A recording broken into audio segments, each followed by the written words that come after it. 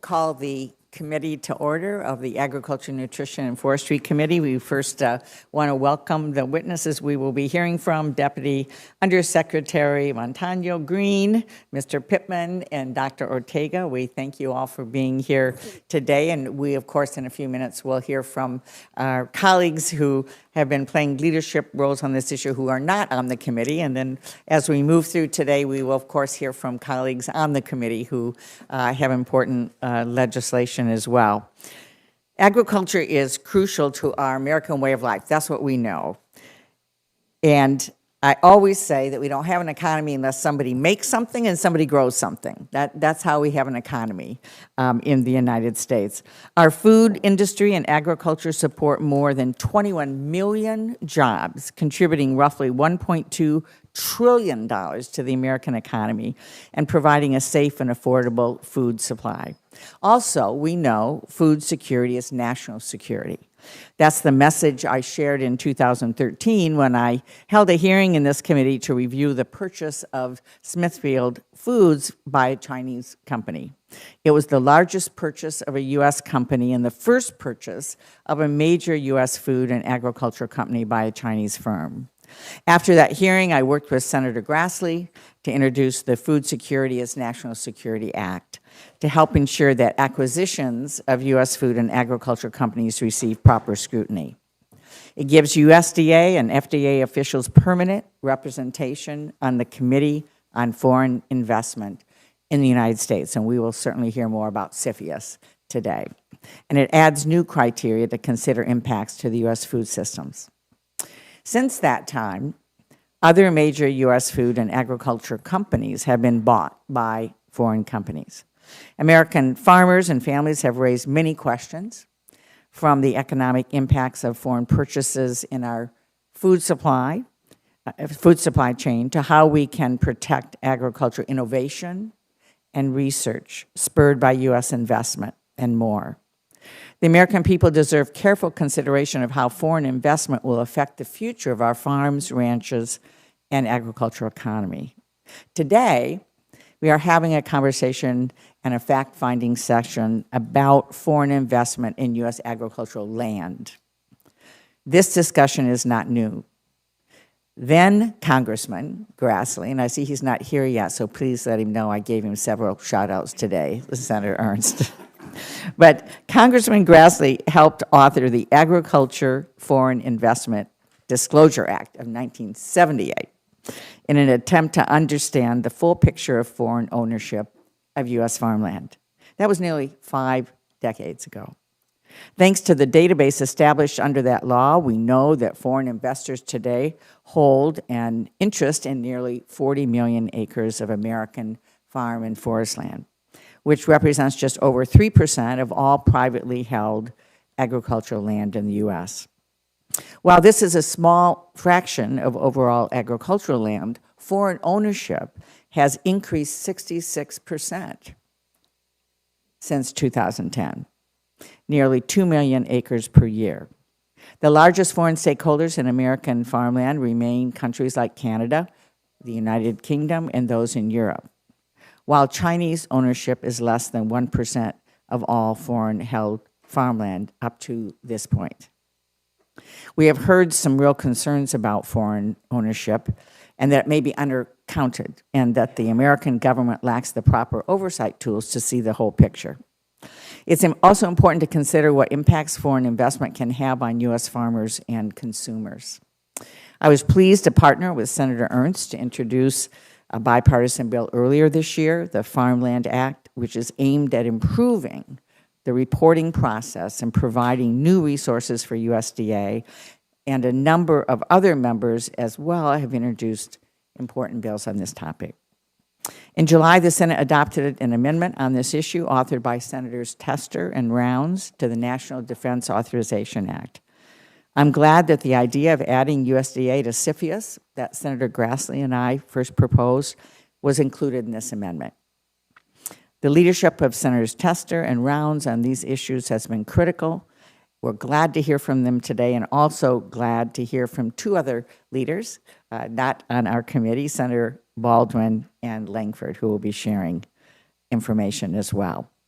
Our national security depends on a food system that is safe, secure, affordable, abundant, and resilient. As foreign entities continue their acquisitions of U.S. food and agricultural assets, American farmers and families deserve to know that these transactions receive proper scrutiny. We must also be cautious of our history of barring immigrants from owning land in our country and ensure efforts to protect our national and economic security interests do not encourage discrimination. To that end, I would like to submit for the record a letter from Congresswoman Judy Chu, the chair of the Congressional Asian Pacific American Caucus, that offers recommendations on how the committee can examine this issue without casting suspicion or discrimination towards Asian Americans. Without objection, I'll submit that for the record. Deputy Undersecretary Montano, Green, Director Pittman, Associate Professor Ortega, we look forward to hearing your insight on these matters. And now I turn to my partner on the committee, Ranking Member Bozeman, for any opening remarks that he would like to make. Well, thank you, Madam Chair, and thank you for convening this hearing. We've traveled the country, we've held hearings in Washington, listening to farmers and ranchers discuss their priorities for the upcoming Farm Bill, and this topic has been brought to the committee's attention on numerous occasions. I've been asked many times for my thoughts on this matter, and my answer has always been that we need to better understand the problem before we can provide a solution. Today's hearing is a good first step in bringing more information to the discussion. My hope is at the end of today's hearing, we will have a clearer picture of the scope and the scale of the issues foreign ownership of U.S. farmland poses to our country. So thank you, Madam Chair, very much for working with us to get this hearing scheduled. Many of our Senate colleagues on and off the committee have given considerable thought to the issues of foreign land ownership. We will have the opportunity to hear from many of them this morning, and I look forward to hearing about what their states and are experiencing and how they believe we should address their concerns. As we move this discussion forward and consider various proposals, there are several considerations and questions that I would urge my colleagues to keep in mind. First, whatever we do must respect and protect the private property rights of U.S. citizens. Second, land use issues have historically been decided at the state and local levels. Are state laws sufficient to address the issues posed by foreign ownership? Does the federal government need to play a larger role?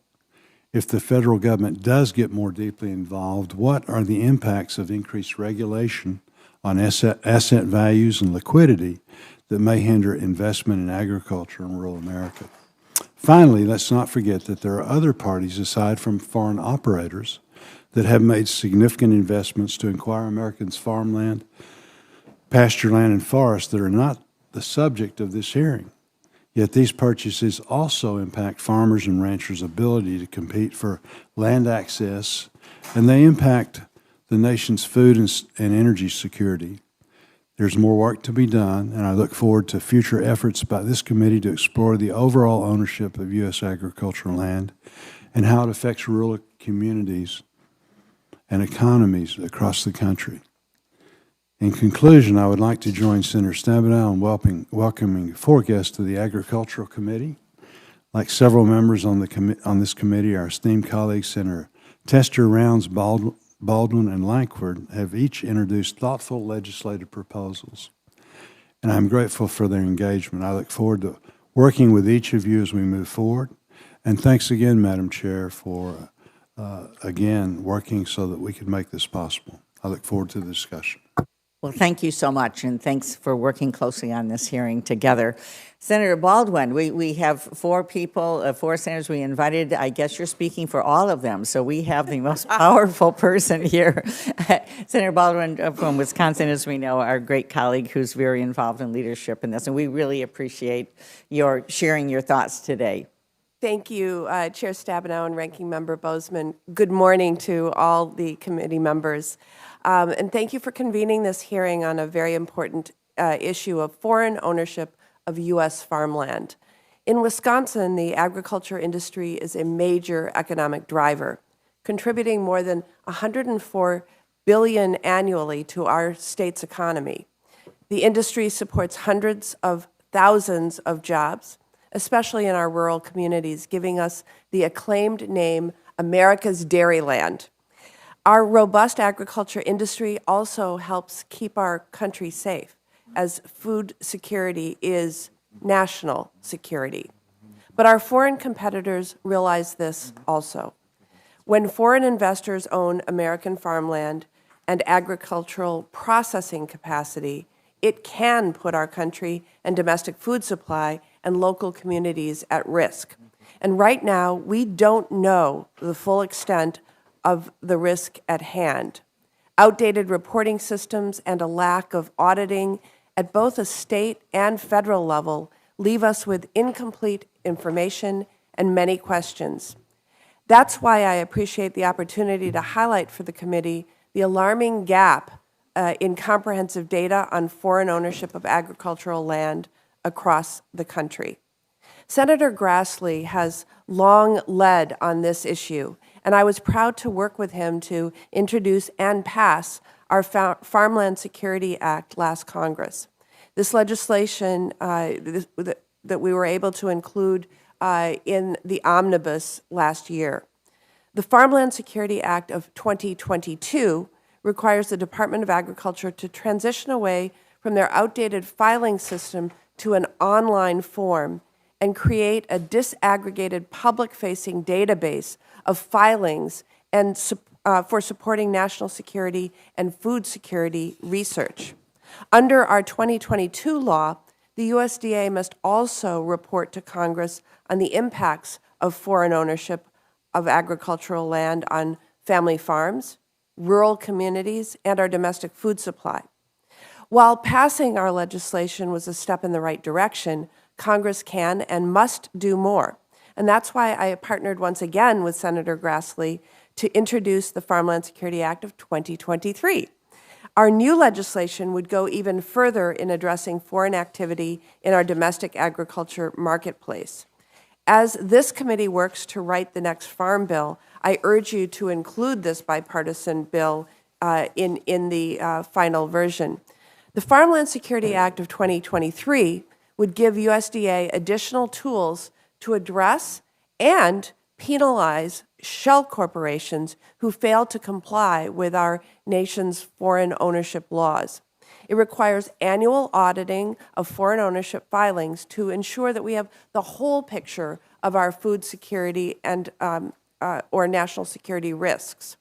This legislation also goes beyond looking just at ownership trends by scrutinizing the impacts of long-term leasing of agricultural land.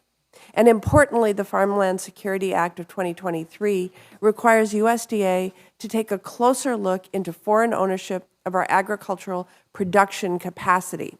Many of the products that our farmers make here are only as good as the processors that help them to get it to market.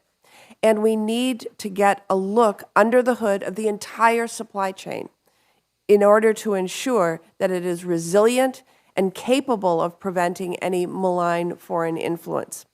We saw the increase in exports from U.S.-based foreign-owned meat processors during the COVID-19 pandemic, while those very same processors jacked up the prices of meat at the grocery store for American families.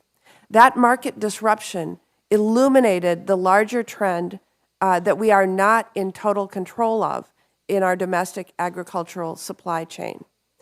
By understanding the full extent of foreign ownership in Americans' agriculture market, we can take the necessary steps to protect American consumers and safeguard both our food security and rural farming economies for generations to come. As lawmakers, we must ensure that we have access to information about foreign ownership of our food system, and this committee has the opportunity to do so in the next Farm Bill. I thank you again for having me here to testify. Well, thank you, Senator Baldwin, for your longtime leadership on this. This is so important, and we appreciate your efforts and look forward to continuing to work with you. Senator Langford, welcome. We're so happy to have you. Thank you. Thank you for allowing me to slip into the prestigious Ag Committee and to be able to have this kind of conversation and be able to walk through it. I'd love to be able to tell you a story of how I got involved in this at all. Obviously, I come from Oklahoma, which is a state with 4 million people. Literally, 2 million of them live in urban areas and 2 million of them live in rural areas. Like many of you as well, we have this great distribution in our state. So I've been interested in this in an ancillary way in many ways until 2018. In 2018, my state passed a medical marijuana law. Now, it was the most liberal medical marijuana bill in the nation at that time. And what we saw was a rush to be able to buy up farmland in our state. And it was a shift that surprised a lot of people in the state based on how quickly it happened and based on who actually did it. Oklahoma is now number 8 in the nation for having land owned by foreign entities in our state since 2018 when we passed that. In fact, the year after we passed a medical marijuana law in our state, the next year Oklahoma had more land sales to foreign entities than any other state in the nation. We saw a rush that came into our state. We have great land prices. We have great prices for electricity and ready access to water. All those features all came together to have a huge amount of land that actually shifted into foreign ownership in the days literally leading after the passage of the medical marijuana law. Just in the past decade, to give you a percentage on this, we've had a 500% increase in our state of foreign ownership of land just in the past decade. We have 7,000 licensed marijuana grows in our state now. That's since 2018. In 2017, we had 0. Now we have 7,000. Thousands of those are actually illegal operations that haven't gone through the full licensing capability. Of those, about 75%, our Oklahoma Bureau of Narcotics states about 75% of those are actually Chinese-owned facilities. What we have found is Chinese criminal organizations are partnering with Mexican cartels to be able to facilitate the distribution of marijuana nationwide, and they're using Oklahoma as the source for that. And this is all kicked in just since the 2018 vote. The problem in Oklahoma has gained a lot of national attention. Many of you have probably heard about it as well. Politico did a large feature article on it called "The Growing Chinese Investment in Illegal American Weed." Was their big article, and they did multiple different stories on it. But Oklahoma has been the epicenter on that. We've also seen things like in 2022, execution-style murders on a rural farm in Kingfisher, Oklahoma, where multiple people were left dead in an execution and a shooter on the run, all of them Chinese nationals, in rural Oklahoma. We have multiple entities that are in Oklahoma that are law enforcement, sheriff's department, and otherwise that are having a difficult time because if they pull someone over, they don't speak English, they speak Mandarin, and it's become its own unique challenge. It has also led to a tremendous amount of human trafficking and sex trafficking to be able to work in these different farms across our state. We have seen over and over again individuals that have come across our southern border illegally that are Chinese nationals that end up in the marijuana farms, and they're working off their debt, literally being moved from farm to farm to farm. They literally don't even know what town that they're in or often what state that they're in when they're actually arrested and the operation is taken down. So that brought my attention to what was happening and got me to ask a simple question. If that's happening in Oklahoma, what is happening in the rest of the nation? And what are we seeing? And what I've seen is a tremendous rise in foreign ownership of land around our country. All of us that are in ag states all know the saying, there's lots of things you can get more of, there's not more land. So it's incredibly precious to us as Americans to be able to make sure we're making the right decisions on this. So we've worked for several years to be able to find a way to be able to deal with this foreign ownership of land issue, and we have something called the Soil Act. The Soil Act we brought up for several years and continue to be able to refine it, add additional ideas to it. My partners on this are Senators Bennett, Risch, and Tillis. We've worked together specifically on the ag issues here, and let me walk through the details of it. It requires review of agricultural real estate purchased by certain foreign entities through the CFIUS process, which we think is a reasonable place to be able to put that. It restricts federal assistance for foreign-held real estate holdings, and it broadens disclosure requirements for land purchases made by foreign entities through the AFIDA process. So for us, we're focused in on what are we doing to actually make this a better process. It does not do a blanket prohibition of foreign ownership of land, but it puts an additional hoop in the process so that illegal operations are not going to go through that hoop. If they've got to go through the CFIUS hoop and they can actually show that there's a reason they should have that land holding, they should be able to actually earn the right to be able to do that. We have foreign ownership across our nation from multiple entities. That's never been an issue for us as Americans, but we should actually ask the basic question, why? Before we're making agricultural land available to them. We attempt to be forward-looking in this as well by not citing one particular country or group of countries, but using the established list from the Department of Commerce and the Director of National Intelligence to saying as that list shifts from the Department of Commerce and the Director of National Intelligence, it would also shift in ours as well. We're narrowing in specifically on this committee's jurisdiction. The Soil Act closes current reporting loopholes currently in the AFIDA process by requiring reports of leases longer than 5 years and the disclosure regardless of acreages. The reason is that we have a lease loophole that's currently in the AFIDA process that if you don't own it but you lease it, you don't have to go through that reporting process. We're trying to be able to close that loophole. And then currently that process also allows just 10 acres or more for many of these, for instance, marijuana farms, they're at 9 acres or less. And so they're not going through that process because they're building greenhouses to be able to take that on. So this would close out those two loopholes that are currently in the AFIDA process that are under this committee's jurisdiction. So we've tried to be able to work through the process, try to be able to get this right in a way that we think actually helps us as a nation to be able to protect our ag, and quite frankly, also to be able to deal with criminal organizations that are trying to take advantage of our very open nation. So thank you for hearing this out and for doing the work to be able to address this. Well, thank you very much, Senator Langford, and it certainly brings a different perspective. My mother grew up on their family farm in Oklahoma picking cotton, and so this is a very different picture that you're portraying as of what's happening. So appreciate your legislation and your focus on this very much. Senator Rounds has joined us, part of the duo of Senator Tester and Senator Rounds. I know there's another important committee meeting going on in banking and that you're both coming back and forth, but we wanted to give you an opportunity since you both worked so hard in the NDAA to be able to have your amendment passed, and we wanted to give you a few moments to share what that does. Well, thank you, Madam Chair, and I suspect that Senator Tester will be here shortly. We were both at the banking hearing together. First, let me just say good morning, and I do believe that it is truly a privilege to be here today with the Senate Committee on Agriculture, Nutrition, and Forestry. I want to thank you, Madam Chair, along with Ranking Member Bozeman, for taking a special interest in this issue and inviting me to provide some remarks at the hearing today, along with Senator Tester, who is just arriving now. Don't worry, I'm just holding things up long enough for you to get here. I think Senator Tester always knows how to make an entrance. Keep the filibustering, buddy. Well, as you all know, China and Russia are our near-peer adversaries, and North Korea and Iran are no friends of the United States. These four adversaries view America as their top competitor and only wish to gain advantage and opportunities to surveil our nation's capabilities and resources. Over the course of the last several years, it has become very apparent that an increasing number of foreign purchases of American agricultural land is posing a threat to national security.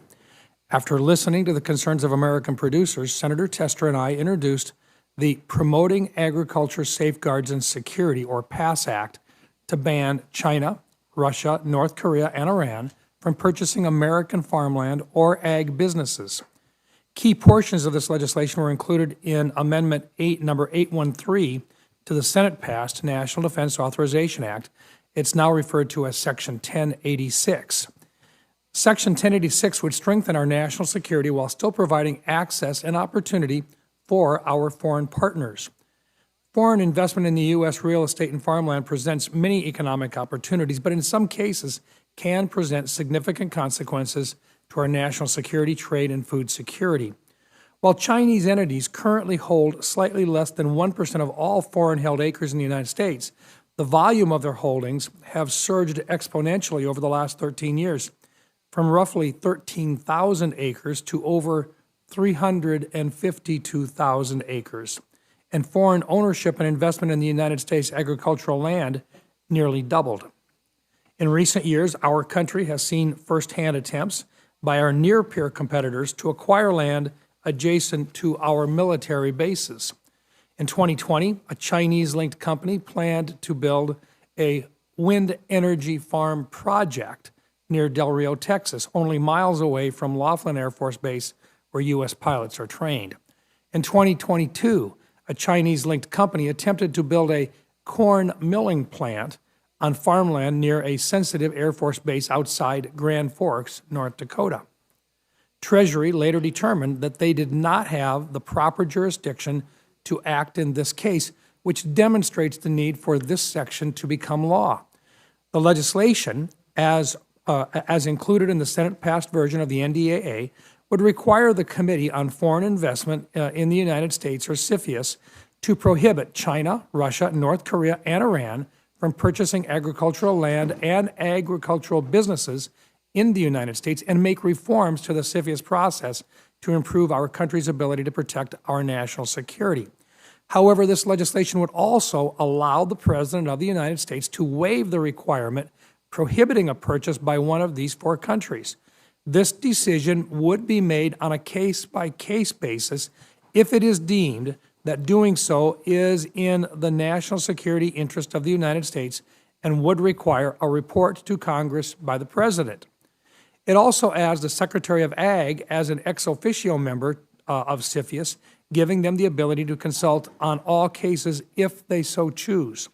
Additionally, this legislation does not alter current exemptions for our trusted allies, the United Kingdom, Canada, Australia, and New Zealand, to make purchases without being subject to CFIUS review. I want to thank my friend from Montana, Senator Tester, for his hard work to get our amendment into the Senate-passed FY24 NDAA and on our original bill, the PASS Act. This is a common-sense provision that will make our homeland more secure. However, it is just the first step in addressing this issue on a broader scale. Specifically, I commend the work done by Chairman Stabenow, Senator Ernst, Senator Braun, and others on several pieces of legislation to enhance the Agricultural Foreign Investment Disclosure Act, a critical piece to addressing this issue. As the committee gets closer to completing its work on the Farm Bill, I request that you build on what we started with Section 1086 with additional legislation, because there is more work to be done. I again want to thank the chairwoman and ranking member for holding this hearing and allowing non-committee members to provide their perspective. I look forward to working with the members of the Senate Ag Committee on this critical issue. Thank you. Well, thank you so much, Senator Rounds, and we so appreciate your leadership, Senator Tester's leadership on what is now Section 1086. Senator Tester, welcome. Thank you so much for all of your leadership on this issue. It's very important, and we're glad to have you before the committee. I will do my best to be very brief. I want to thank you, Chairman Stabenow, Ranking Member Bozeman, for having this hearing. I think it's a very important hearing. I want to thank you for the courtesy of allowing 4 senators that don't sit on this committee to be able to speak to this issue, because I think it's a very important issue. Look, many of you know, in fact, I think all of you know, I have a real life outside the Senate. I'm a farmer. I can tell you that everybody in this room also knows that food security is national security. When we're talking about somebody like the Chinese Communist Party, which is what Senator Rounds referred to, putting up a corn milling plant within miles of a sensitive Air Force base, and our agencies can't do anything about it, we need to give them the authority. We need to make sure that this doesn't happen. Because quite honestly, and some of you know this, probably all of you know this, China, Russia, Iran, North Korea, they are not friends of ours. They want to do things to make us less than what we are today. So we shouldn't allow these bad actors to be on our soil.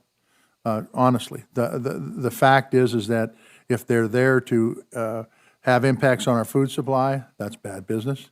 If they're there to spy on us, they shouldn't be allowed to spy on us anywhere in the world, and certainly not on our own soil. Senator Rounds spoke a lot about what I was going to talk about in remarks. There's no need repeating it. We've had some successes in this Congress, but none of them have got to the President's desk yet. I appreciate the fact that you guys are doing this and showing the kind of leadership in a committee that's all things agriculture, because this is important. It's important for this nation's food security, our national security. It's important for our citizenry. Thank you for doing this hearing. Well, thank you so much. We deeply appreciate, we hope the NDAA is passed by the Senate, gets to the President's desk so he can sign it. And we appreciate all of you and your leadership in bringing together all the various pieces that we need to be focused on this issue. Thank you so much. We will now ask our three witnesses, our panel, to join us.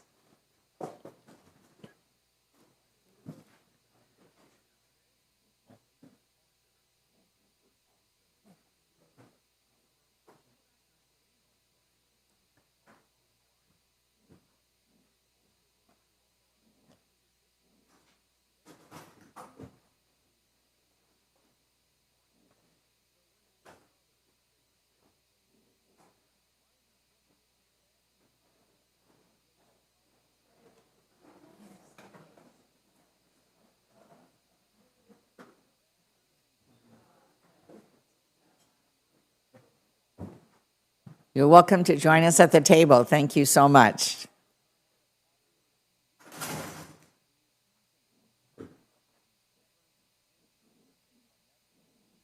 I just want to say for the record that Mr. Ortega has too much hair.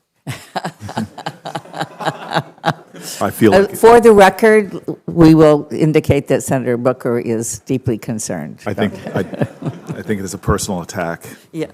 I want it noted.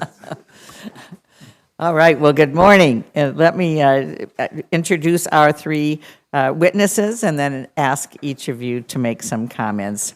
Gloria Montano Green is the Deputy Undersecretary for Farm Production and Conservation, FPAC. In her position, Montano Green leads agencies that deliver farm programs and services to farmers, ranchers, and other producers. She is also a former state executive director for the Farm Service Agency in Arizona. So we so appreciate your being with us. Our next witness that Senator Booker has attacked so far, Mr. Bozeman, I will turn to you to introduce, because he's from your state, and I think you may be offended by what Senator Booker said. I'm not sure. So. Well, we're pleased to have Mr. Harrison Pittman, a proud Arkansan, with us on the panel today. Harrison is the director of the National Agricultural Law Center, a University of Arkansas System Division of Agriculture. He received his Juris Doctor and LLM from the University of Arkansas Law School in Little Rock and Fayetteville, respectively, and has worked at the center since 2001. Harrison is an active member of the American Agricultural Law Association and is a frequent presenter on a range of topics, including the Farm Bill, water law, and environmental law. He has authored articles on numerous subjects, including the National Organic Program, the constitutionality of corporate farming laws, pesticide litigation, the Packers and Stockyards Act, and the list goes on and on.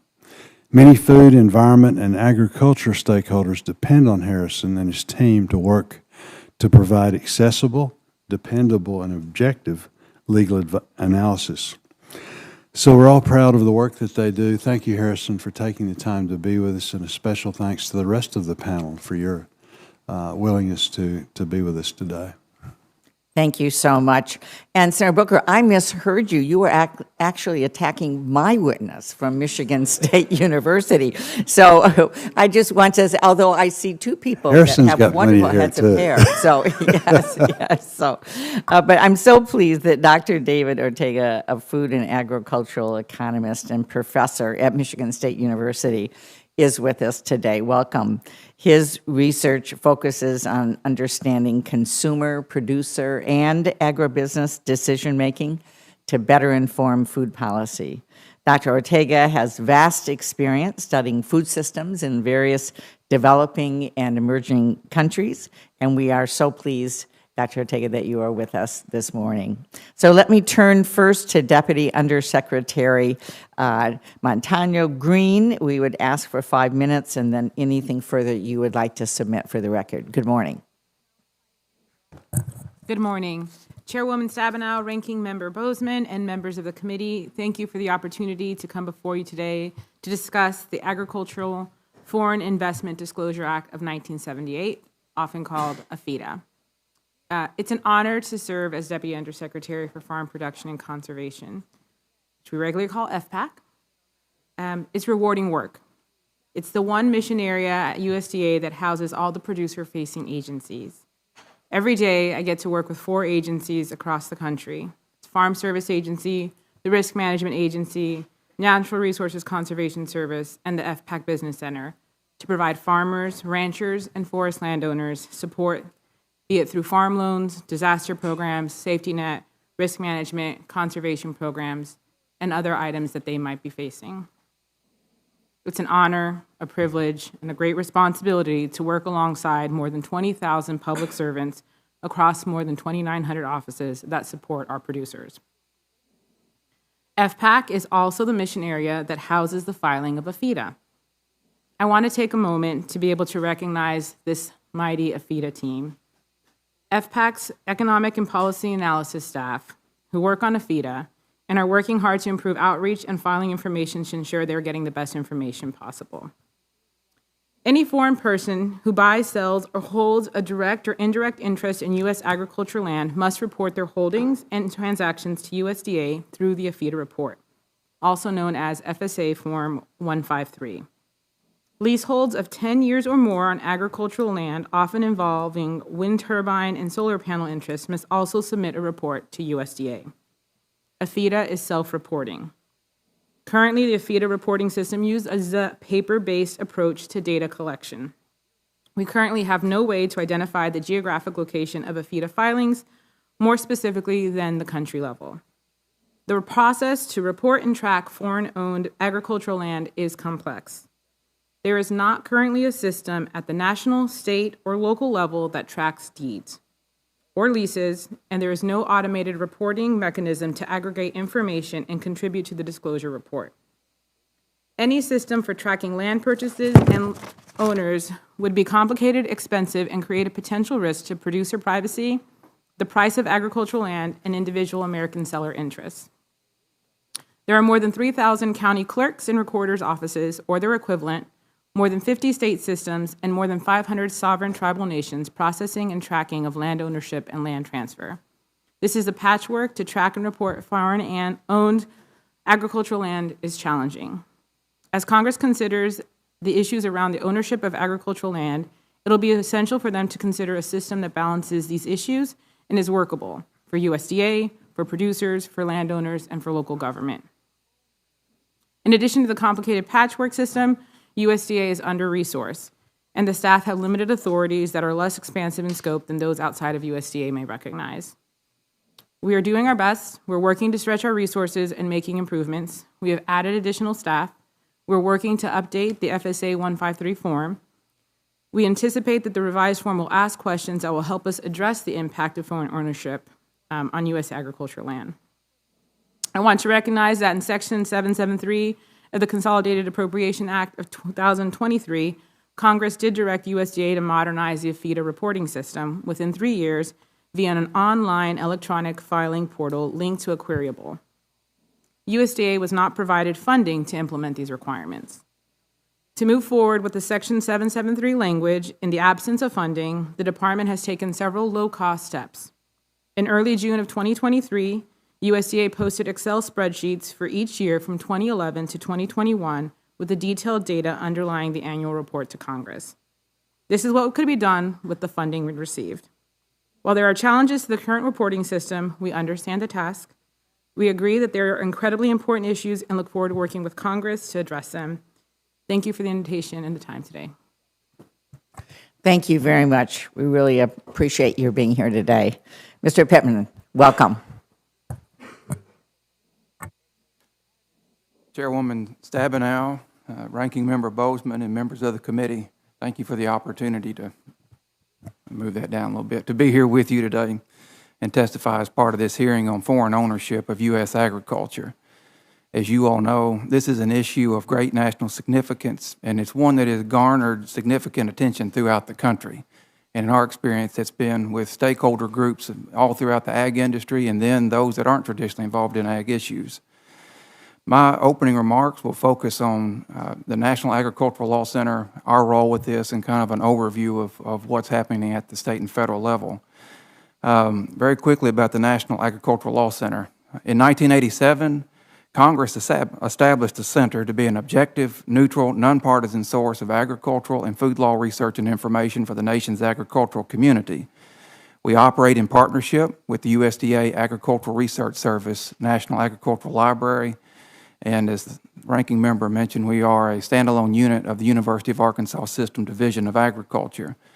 On a routine basis, we provide research and outreach on a wide range of issues to producers of all sizes and commodities throughout the United States, state departments of agriculture, state and federal policymakers, farm organizations, attorneys, students, and many, many more. We do not engage in legal or policy advocacy of any kind. The Center's been very involved on the issue of foreign ownership of agriculture, and specifically on the issue of foreign ownership of agricultural land, and particularly so in the last 2 to 3 years. Just as I'm here today, one of my colleagues, Micah Brown, is actually testifying before the Mississippi legislature on foreign ownership. Was in Nebraska last week. I'll be in Indiana next week, and that's just a snapshot in time of what we have going on in this area. In terms of state-level activity, in 2021 and 2022, at the state level, we saw a very significant increase in activity in the number of proposals, and it was a historical shift that was noteworthy. And most of those proposals focused on foreign ownership at large. Transferring over into 2023, that level of an intensity and activity basically increased threefold across the country. In fact, there's really not very many states left that haven't had at least one or more proposals at the state level. And those shifted more away from a focus on foreign ownership at large, but more towards what we often refer to as the Big Four: China, North Korea, Russia, and Iran. Likewise, at the federal level, there's been a very significant increase. There's nearly 24 proposals between the House and the Senate, but most of these fall into 3 basic categories. They're amendments to a FIDA or a FIDA, depending on how you want to say that, amendments to the Defense Production Act of 1950, and then restrictions on federal funding, particularly those dealing with federal farm programs through USDA. That doesn't capture everything, of course. In the written testimony, I have an outline with links to all the proposals, and of course on our website we have a myriad resources that would be useful to you. Finally, I think FIDA is such an important focus. Some quick observations here. First, it's a simple statement, but it bears noting that agriculture in the United States and the world around it has changed considerably, just in the last few years, but certainly in the last 3 or 4 decades. Even things, when we think of a FIDA, and we've heard mention of leases already. In 1978, when Congress enacted a FIDA, the concept of a lease was a lot more basic than it is today. Today we're thinking about solar leases, wind energy, and even carbon on rural lands across the country. There was really no way that Congress or USDA could have accounted for that back at that time. Land transactions have become typically more complicated. They've become bigger. I don't know if you guys saw the news yesterday. We had the record ag land sale, 35,000-ish acres, or dollars per acre in the state of Missouri. The world of ag innovation and ag research has changed in ways that are just beyond our imagination back in the late 70s. And finally, along that thread, I would say that our national economy's become far more interdependent on trading partners like Mexico and China and Canada and obviously many other countries. I would also add that when it comes to a FIDA, and I see my yellow light, so I want to bring it in for a landing here. One of the things I'd highlight to you, and this might be more for a lot of the staffers that are here, when we say a FIDA, you're really saying 4 things. You're saying the statute, you're saying the regulations, the Farm Service Agency handbook, and then FSA 153. And a change to one of those is likely to require a change to any one of the other. And missing that point could very well lend itself to having trouble with implementation later on down the line. There's more to say, lots to say about AFIDA. I'll conclude on the last part here.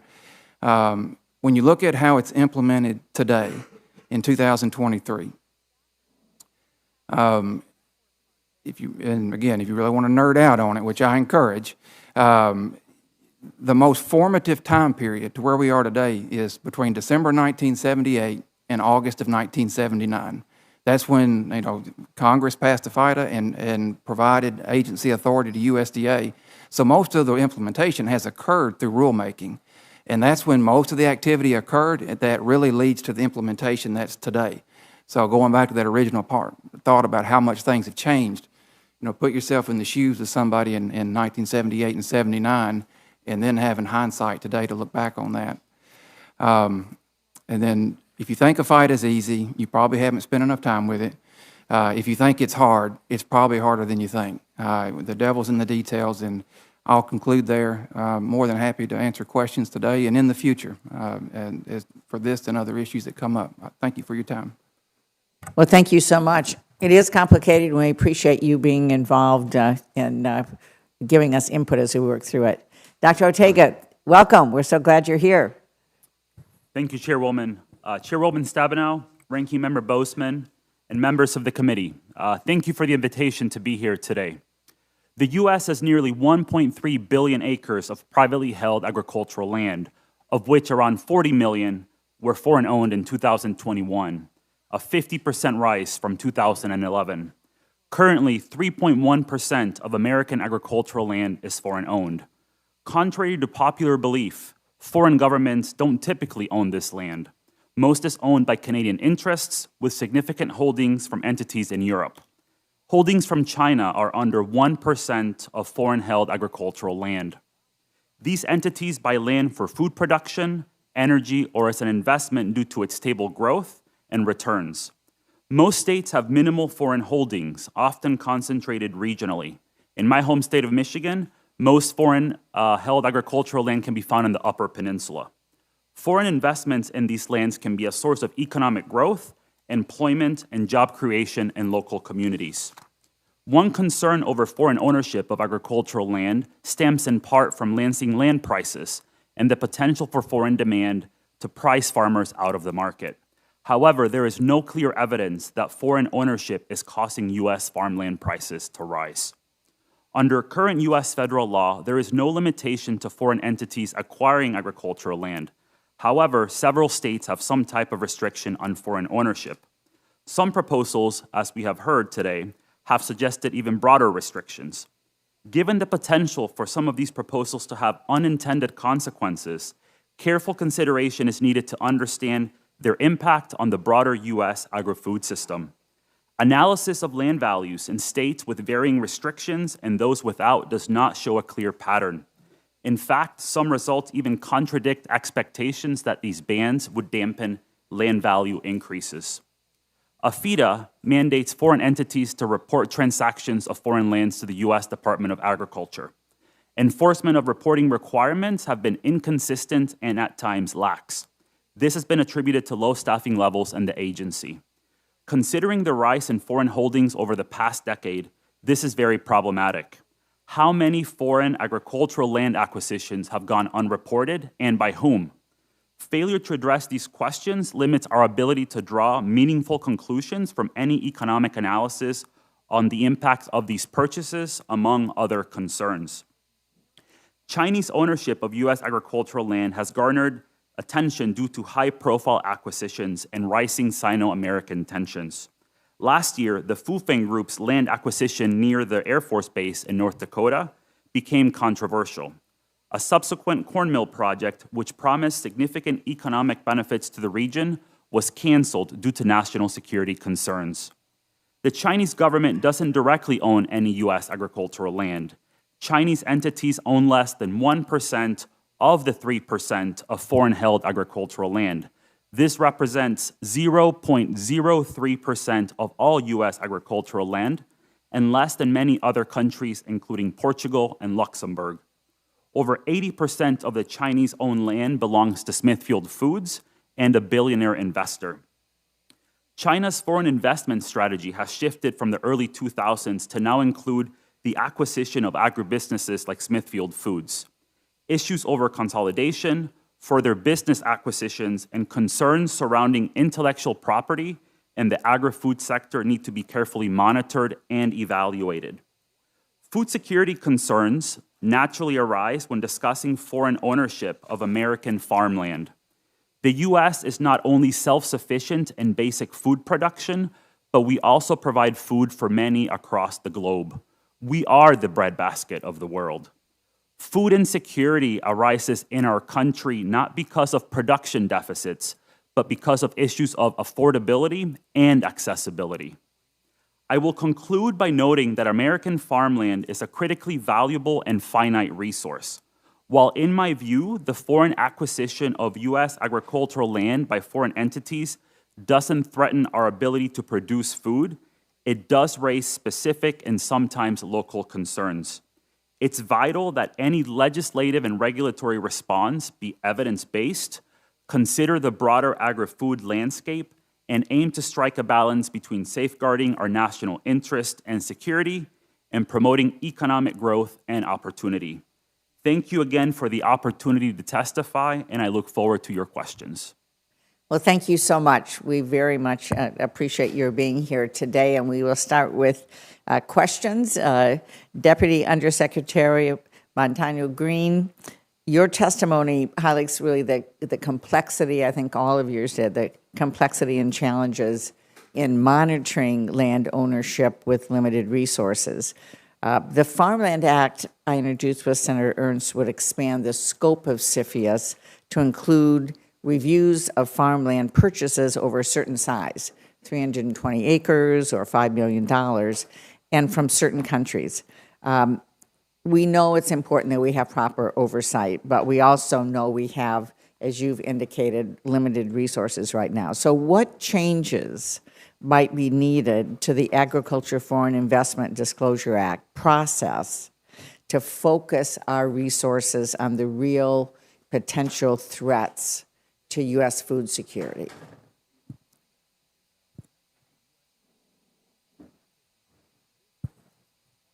Is it on? It's on, right? Yes. Thank you, Chairwoman, for that question.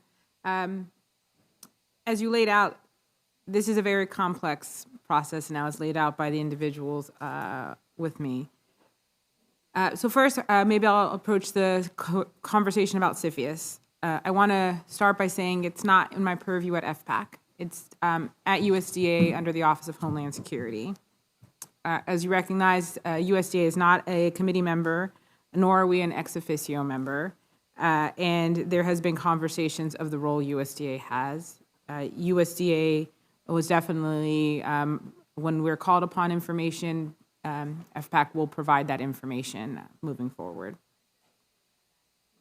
The complexity is the funding for some of the items. How do we make it from a paper-based process to a little bit more robust, as was shared? So I think some of that funding for the investments is one within USDA very explicitly for AFIDA. The staffing to make sure that we're able to do that. We're monitoring appropriations debates, and having a cut to the FPAC Business Center has impacts for how we stretch those dollars. And I think the other part is outside of USDA, the system that allows us to be able to have the database or the information that we're able to have that automation. We shared that the multiple thousands of county recorders where deeds are recorded locally has an impact for us to be able to have an understanding. There isn't a robust data system for us to be able to have an automated reporting system. So even if we move fully off of paper-based, it still requires very manual labor to be able to address and to be able to dig down into those items. So within USDA, there is some support and work, but that system collectively to be able to support investments and knowing the understanding needs to be there. Thank you very much. Dr. Ortega, as someone who's studied China's food systems more closely over the years, is farmland investment something that countries like China are pursuing around the world? And where do you see trends in foreign investment in food and agriculture supply chains more broadly?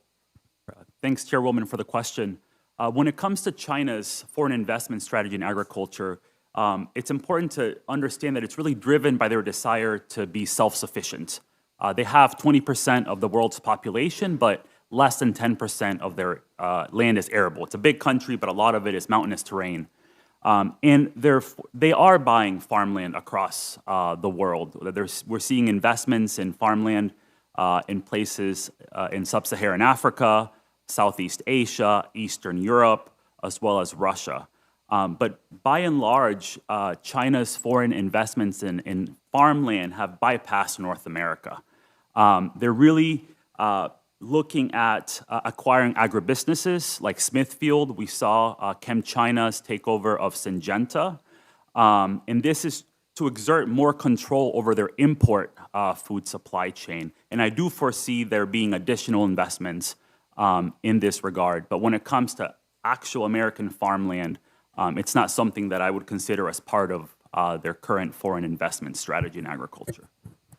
Thank you. When we're talking about farmland today, but as I mentioned in my opening statement, I think that our agribusinesses should be as much of a concern. And Senator Grassley, your ears must be burning because I was speaking about you and our work together early on about Smithfield when they first were purchased by the Chinese business and of course, Chinese government are part of that, and our ongoing efforts to get USDA part of CFIUS because we know that food security is national security. But to follow a little bit more, Dr. Ortega, though, you had talked about potential unintended consequences when we're looking at placing restrictions on U.S. agricultural land ownership on citizens from certain countries. What should we be aware of as we're looking at this?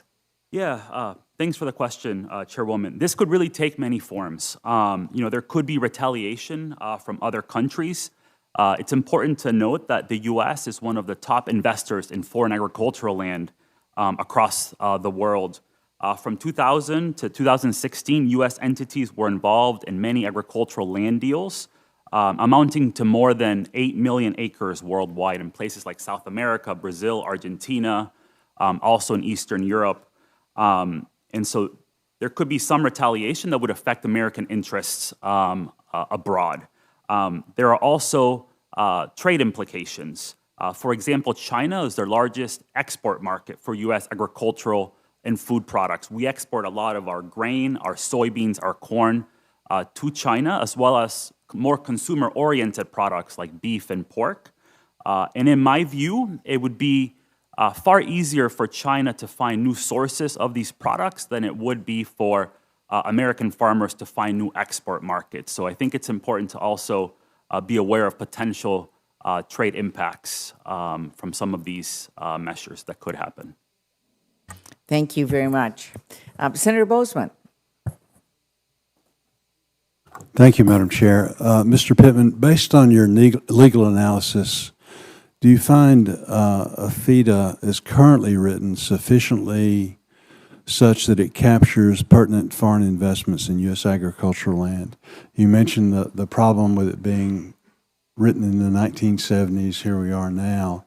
Does it still work in that regard concerning that narrow area? And to fight the microphone here a little bit. That's actually a difficult question, believe it or not. I would put that into two parts. The first is more of value judgment. People in this room, people around the country would have a different viewpoint potentially on whether a fight is strong enough, whether it goes too far, whether it's on the mark or somewhere in the proximity of any of those on the spectrum. Where I think that before you get to that point, the part you go through, and this is how I break it down, a FIDA I'd put as definitional and then situational, meaning more specifically, as was articulated a moment ago, foreign persons. It has a specific definition under the statute and the regulations. When you deal with foreign governments or foreign individuals, I think that's fairly easy. I mean, that's easy. When you get to the business entity aspect, it gets more difficult, and I think when you get to U.S. business entities, that becomes more difficult on the definitional side, meaning when is it that a U.S. entity is required to report under a FIDA? And that turns into what's, again, goes back to definitional, significant interest or substantial control, which is a linchpin of the entire reporting system. It's in the statute, not defined in the statute, but it's defined in the regulations. And again, I encourage people to go back to 78 to 79. It's changed since then, but that's where the foundation is laid. And then within significant interest or substantial control, you have some bright line tests, such as acting in concert or not acting in concert. And, to my knowledge, there's not a definition of those.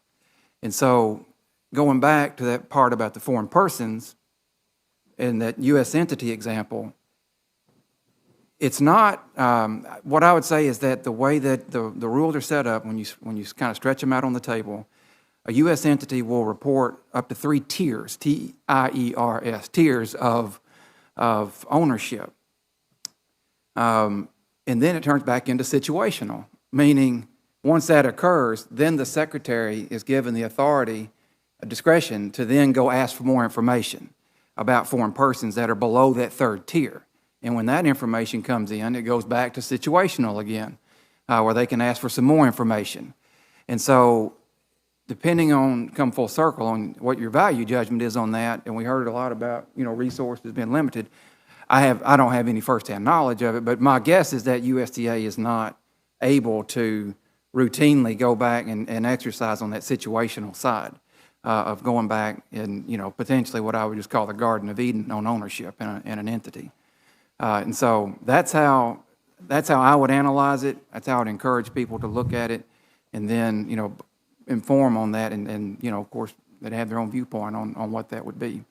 There's probably other examples, but that's what came out when I was thinking it through here. So, Madam Undersecretary, in regard to that, do you think USDA has the current authorities? Now, it sounds like you don't have the infrastructure to do the disclosure process and all that, and then you talked about all of this is being done by hand, and the difficulties there as we try and move forward. But discounting that, do you feel like you have the authority to move in if Congress wanted you to move in the direction of greater disclosure?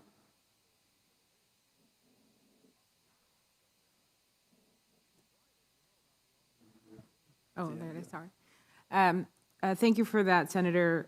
There are some, for your question to be able to look at the levels of details, some of the items that were mentioned by Mr. Pittman are not within the authority. We are currently reviewing the FSA form to be able to see if we can add items, not as a requirement, but as optional to report to be able to better engage. There are some expectations that we've received in various congressional inquiries and technical assistance where we've provided feedback on what additional authorities we might need if we wanted to be able to have some requirements and some reporting there. So I think it is as Congress decides what level of additional information we want in that disclosure form or additional engagement that USDA needs to move forward, we might need to consider that. Very quickly, can you talk a little bit very quickly about what you do to verify the accuracy and completeness of information that you receive regarding this? Foreign disclosure. So, sir, when the team receives the form, they review it. They go back and ask various levels of details. Sometimes they go and have conversations and engagement with the counties where that is being recorded, or the local FSA office is able to provide resources. Some of that information is based on local knowledge, not necessarily local FSA knowledge, but local county recorders on the level of information and filings that they also have to be able to reflect that. Some of that conversation is having engagements with their respective lawyers to be able to ask questions whenever the form has not been completed or if the form seems to have some gaps of information. So the team the team is doing what they can with the resources we have and is looking into the various layers and the third tier of ownership to be able to have those items and moving to gather as current information as they can. Okay. Thank you, Madam Chair. Thank you very much. Senator Booker. Chairwoman and Ranking Member, thank you both for another really important hearing. I can't tell you how grateful I am to have this opportunity to question three extraordinary witnesses despite their haircuts. Look, who controls our farmland is really important, and honestly, my concerns also with who controls many other parts of our food system, including our seeds, meat processing, and grocery stores. This is all part of our national security. Indeed, as one of our witnesses already said, is food security is national security. In the last several decades, our entire economy, but especially the agricultural sector, has concentrated power and profits into the hands of a small group of corporations. And several of those big corporations are indeed foreign-owned, as has been mentioned by our witnesses. So I support legislation that would prevent foreign corporations, such as Smithfield, from continuing to purchase U.S. farmland. I have visited Duplin County, North Carolina, and seen firsthand what a bad corporate citizen Smithfield is, with their large factory farms poisoning the air and water and ruining the quality of life for local rural communities, all so that Smithfield can ship cheap pork back to China. However, an equally concerning issue to me, and an issue that I hope this committee will focus on and perhaps hold a hearing on, is the rate at which domestic corporations, such as pension funds and hedge funds, are buying up U.S. farmland as an investment strategy. According to a recent report, institutional investors spent over $12 billion to acquire U.S. farmland in 2021 alone. And these corporate investors now own approximately 35 million acres of U.S. farmland. I believe that our national food security depends on the farmers who are working the land having an opportunity to own the land. And I don't believe that our federal farm safety net programs like crop insurance should be used as a risk management strategy by Wall Street investment funds. That's why I recently introduced the Farmland for Farmers Act, which would prohibit these investment corporations from acquiring any additional U.S. farmland. The bill would also make the hedge funds and pension funds who currently own farmland ineligible for USDA safety net programs moving forward. Chairwoman, I request consent to enter into the record this letter of support for this bill, which is led by the National Family Farm Coalition and signed by over 70 farm groups. So ordered without objection. I'd like to direct my question to Mr. Pittman. Can you talk about how the issues of foreign investment in U.S. farmland and the purchase of our farmland by corporate investors such as Wall Street pension funds and hedge funds are really intertwined issues, and that the interconnected way in which some states actually have dealt with those two issues?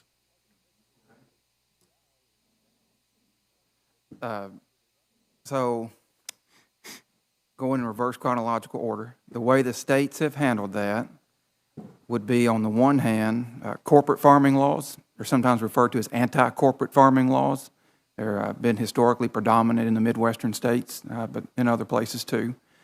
And they have a history that traces back to pre what we know as the Great Depression era, but for agriculture, the Depression oftentimes we think started in the 1920s instead of the 1930s. So that's one aspect. The others on these foreign ownership laws, which we've detailed enough. I don't think I need to go back through any of those.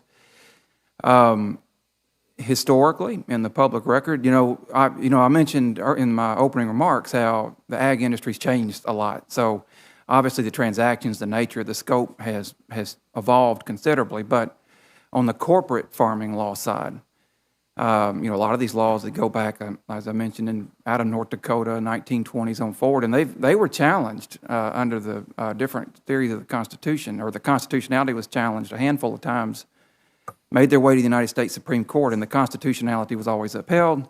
And then more recently, in the last 2 decades, we've had some decisions under the Dormant Commerce Clause that called that into question. But along the way, the proponents of those laws, to get them enacted, and then as they were argued in the court system, it was about it was investors and institutional investors. And from a proponent's viewpoint, When you look at the public record on foreign ownership, both in what's been enacted at the state levels over the decades, but even if you go into the legislative history and the regulatory history of a FIDA, there you see similar concerns, a thread there from those. In fact, initially when the FIDA was enacted, that was what USDA was directed to report back on, impact on family farms and availability of land.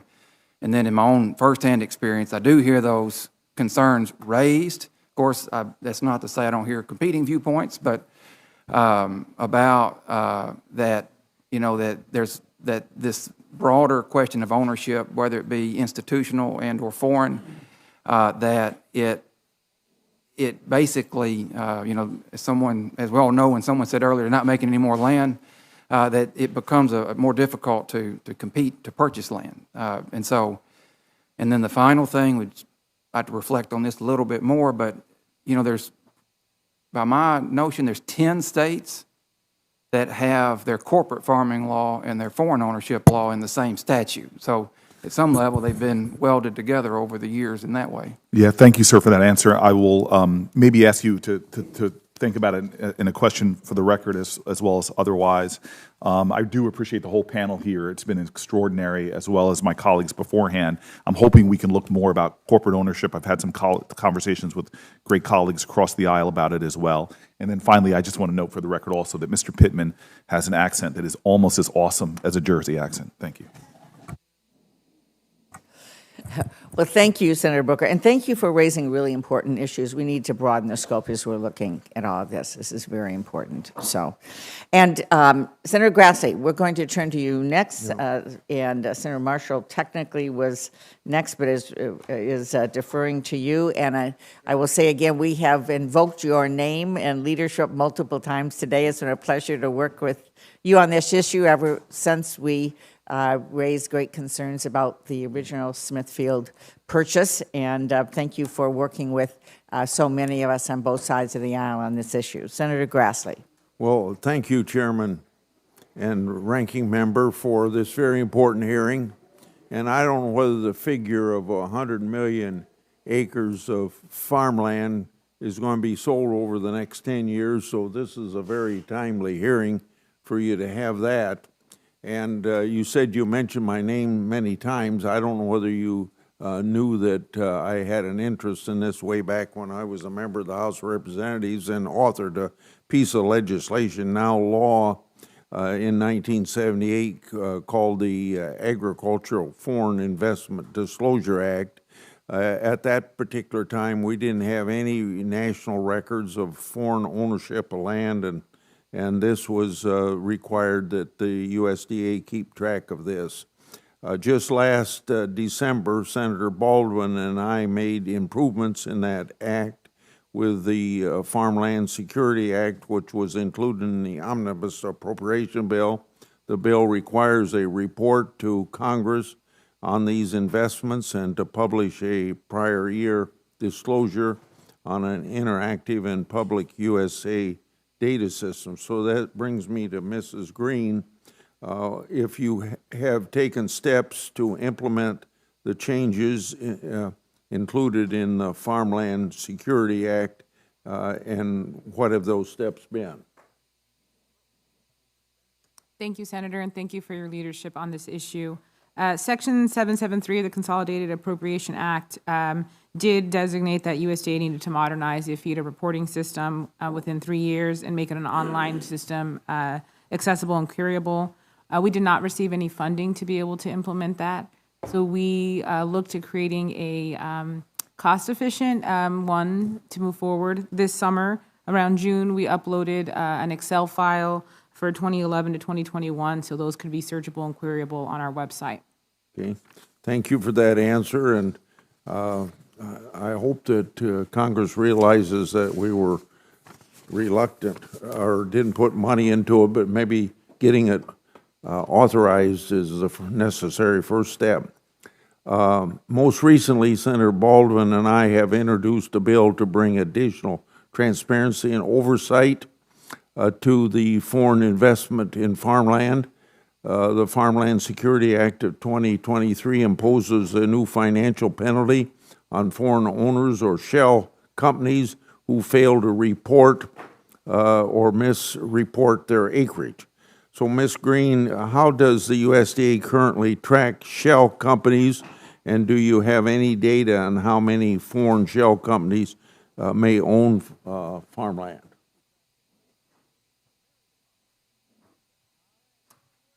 Sure, the report information that we receive is based on the self-disclosure.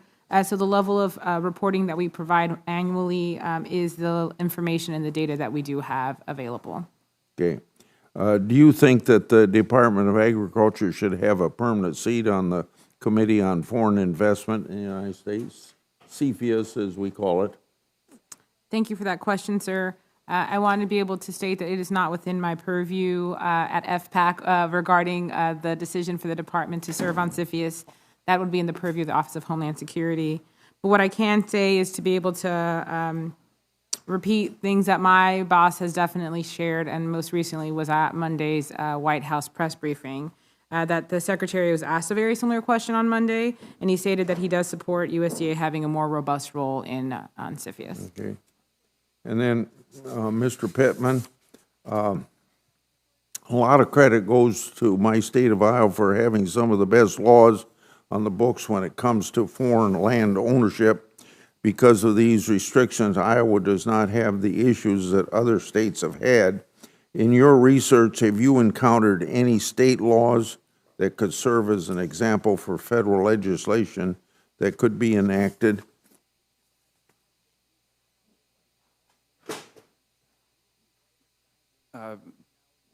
The short answer is no, because it's not just a patchwork of legislation, it's a historical patchwork of legislation.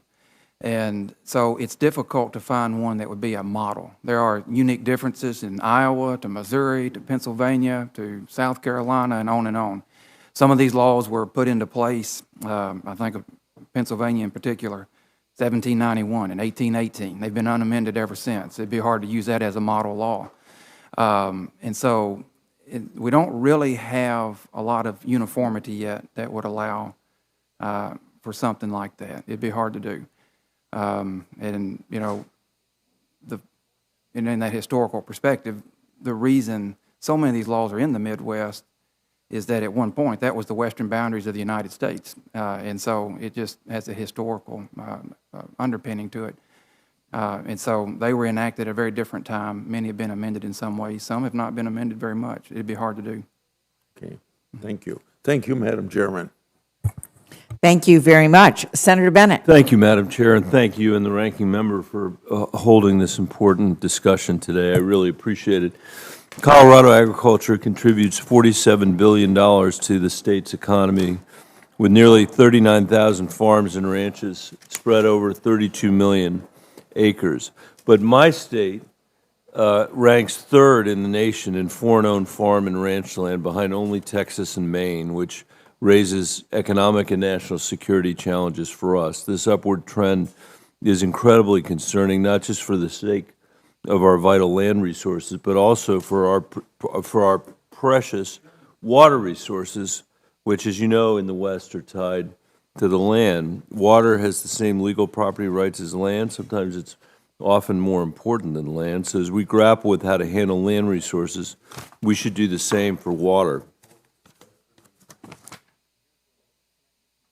On the economic front, when foreign buyers purchase land and the corresponding water rights, it drives their prices up. Colorado family farmers and ranchers, you know, can't afford it. And outside of the Agricultural Foreign Investment Disclosure Act, USDA has minimal authority when it comes to foreign investments, including monitoring or weighing in or on any of these transactions to determine their effect on national security. So, Ms. Montano Green, while respecting private market transactions, what role do you believe the agency could play to mitigate economic and national security concerns related to heightened foreign investments in our land and water resources? Thank you, Senator. As a Westerner, I definitely appreciate the impact of water as a natural resource, and so thank you for being a champion on those items and issues. USDA understands that this is important for national security and that land resources and all resources are very important. Our authority does not allow us to stop the selling of foreign land. We do not have authority to have a decision in foreign or domestic land purchases and leases.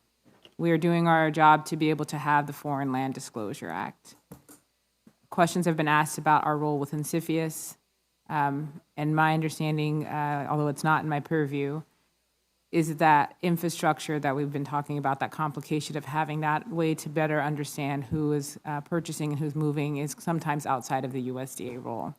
We will continue to do our work to implement the foreign land disclosure work and to be able to continue to work with Congress on working on solutions. Well, I really appreciate the clarity of your answer, Ms. Montano Green, and you're right about both about the lack of jurisdiction and also CFIUS. So you have anticipated my next question. So earlier this year, and this is for the whole panel, earlier this year, Senator Langford, my colleague on the Intel Committee, and I introduced the Security and Oversight of International Landholdings Act, or the SOIL Act, as a means to address foreign investment oversight.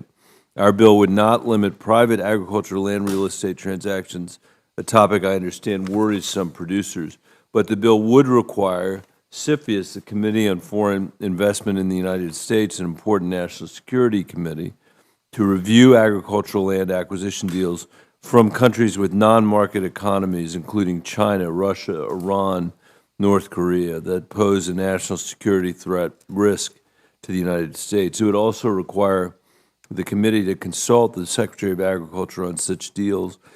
Would each of the witnesses today share how they believe Congress should reform the committee's authorities to help address the increase in foreign-owned U.S. farmland? Why don't we start here in the middle and we'll go around. Thank you. Thank you for that. In terms of an opinion about what Congress should do, I'm going to bail out on that one. From the National Ag Law Center perspective, we don't engage in advocacy or policy advocacy, legal or policy-wise. What I could add to that, I think, there's obviously a number of proposals to add the Secretary of Agriculture to CFIUS. I think everybody here knows that in the House it passed, that 42-0 a few days ago on that very measure. But under the Defense Production Act of 1950, there is, in addition to the efforts legislatively, there is in the statute authority for the President to place other people on CFIUS. I think it's the last paragraph. I think it's paragraph J of that section. But as far as an opinion on what Congress should do with it, I don't have an opinion on that. Yep. No, Senator, thanks for the question. I'll just add, I think it's important that, future land deals and acquisitions receive proper scrutiny. I can't really speak to, what policies should be implemented to do that necessarily, but I would just reiterate what I mentioned during my testimony, that whatever action and regulatory response be evidence-based and sort of look to strike a balance between our national security and also fostering economic growth and opportunity.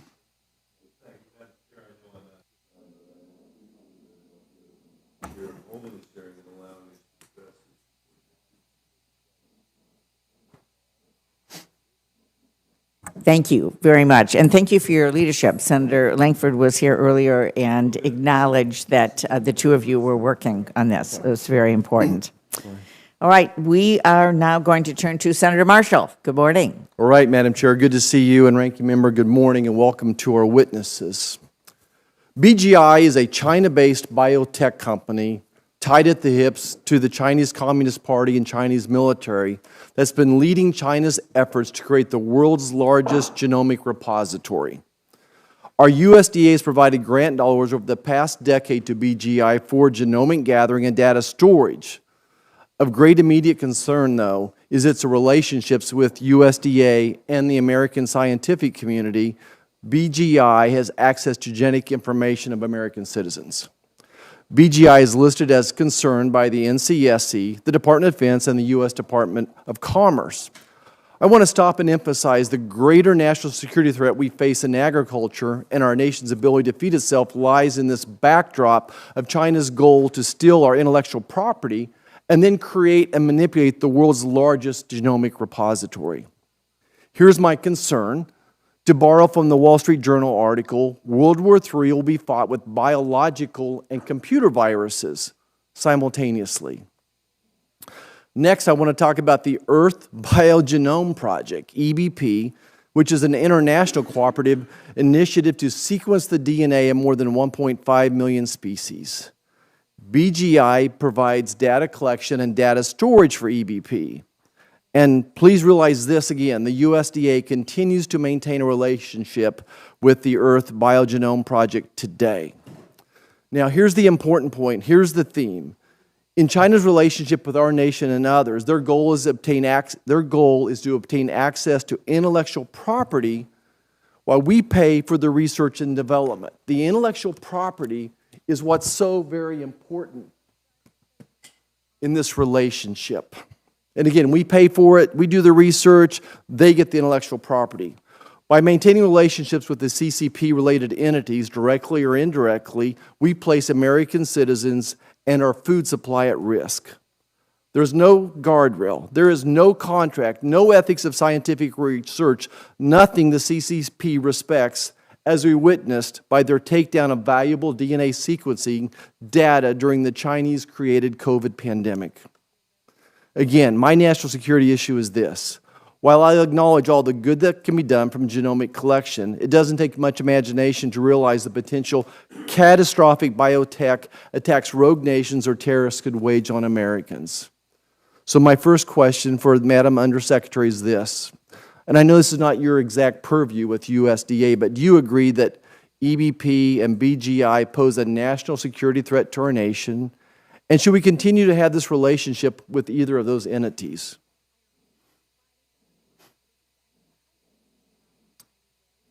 Senator, USDA is definitely concerned about agriculture and its role as it's connected to national security. We feed this country, and so we know agriculture is very key to that. With regard to this question, this is fully outside of my purview. FPAC gets to be the program-facing entities of it. If it would be okay with you, I'd like to take that back to my colleagues over in the Research Education Division to be able to help me better respond to that. Great, I appreciate that. We did send a letter previously, and we'll be waiting the answers here. The plot thickens, though. We described an ever-widening web here. The Earth Biogenome Project and BGI are also part of something even bigger called the Global Virome Project, GVP, which was also formed and created with American dollars. More accurately described, the Global Virome Project became part of the EBP, so GVP is able to expand its global reach even more while it's been able to hide behind this larger umbrella of the EBP, which has made tracking of the Global Virome Project activities even more difficult, a tangled web indeed. And today, GVP supports the Trinity Challenge. So what's the Trinity Challenge, you might ask? The Trinity Challenge has a goal to collect the DNA of every human, animal, and plant across the world. We as a nation are once again financing the research and giving the Chinese Communist Party access to a gold mine of intellectual property that can and will be used against us. So again, for Madam Secretary, 2 questions. Is it ever safe to do research with China? And next, what are the potential bioweapons that could result from this research that could impact American food security?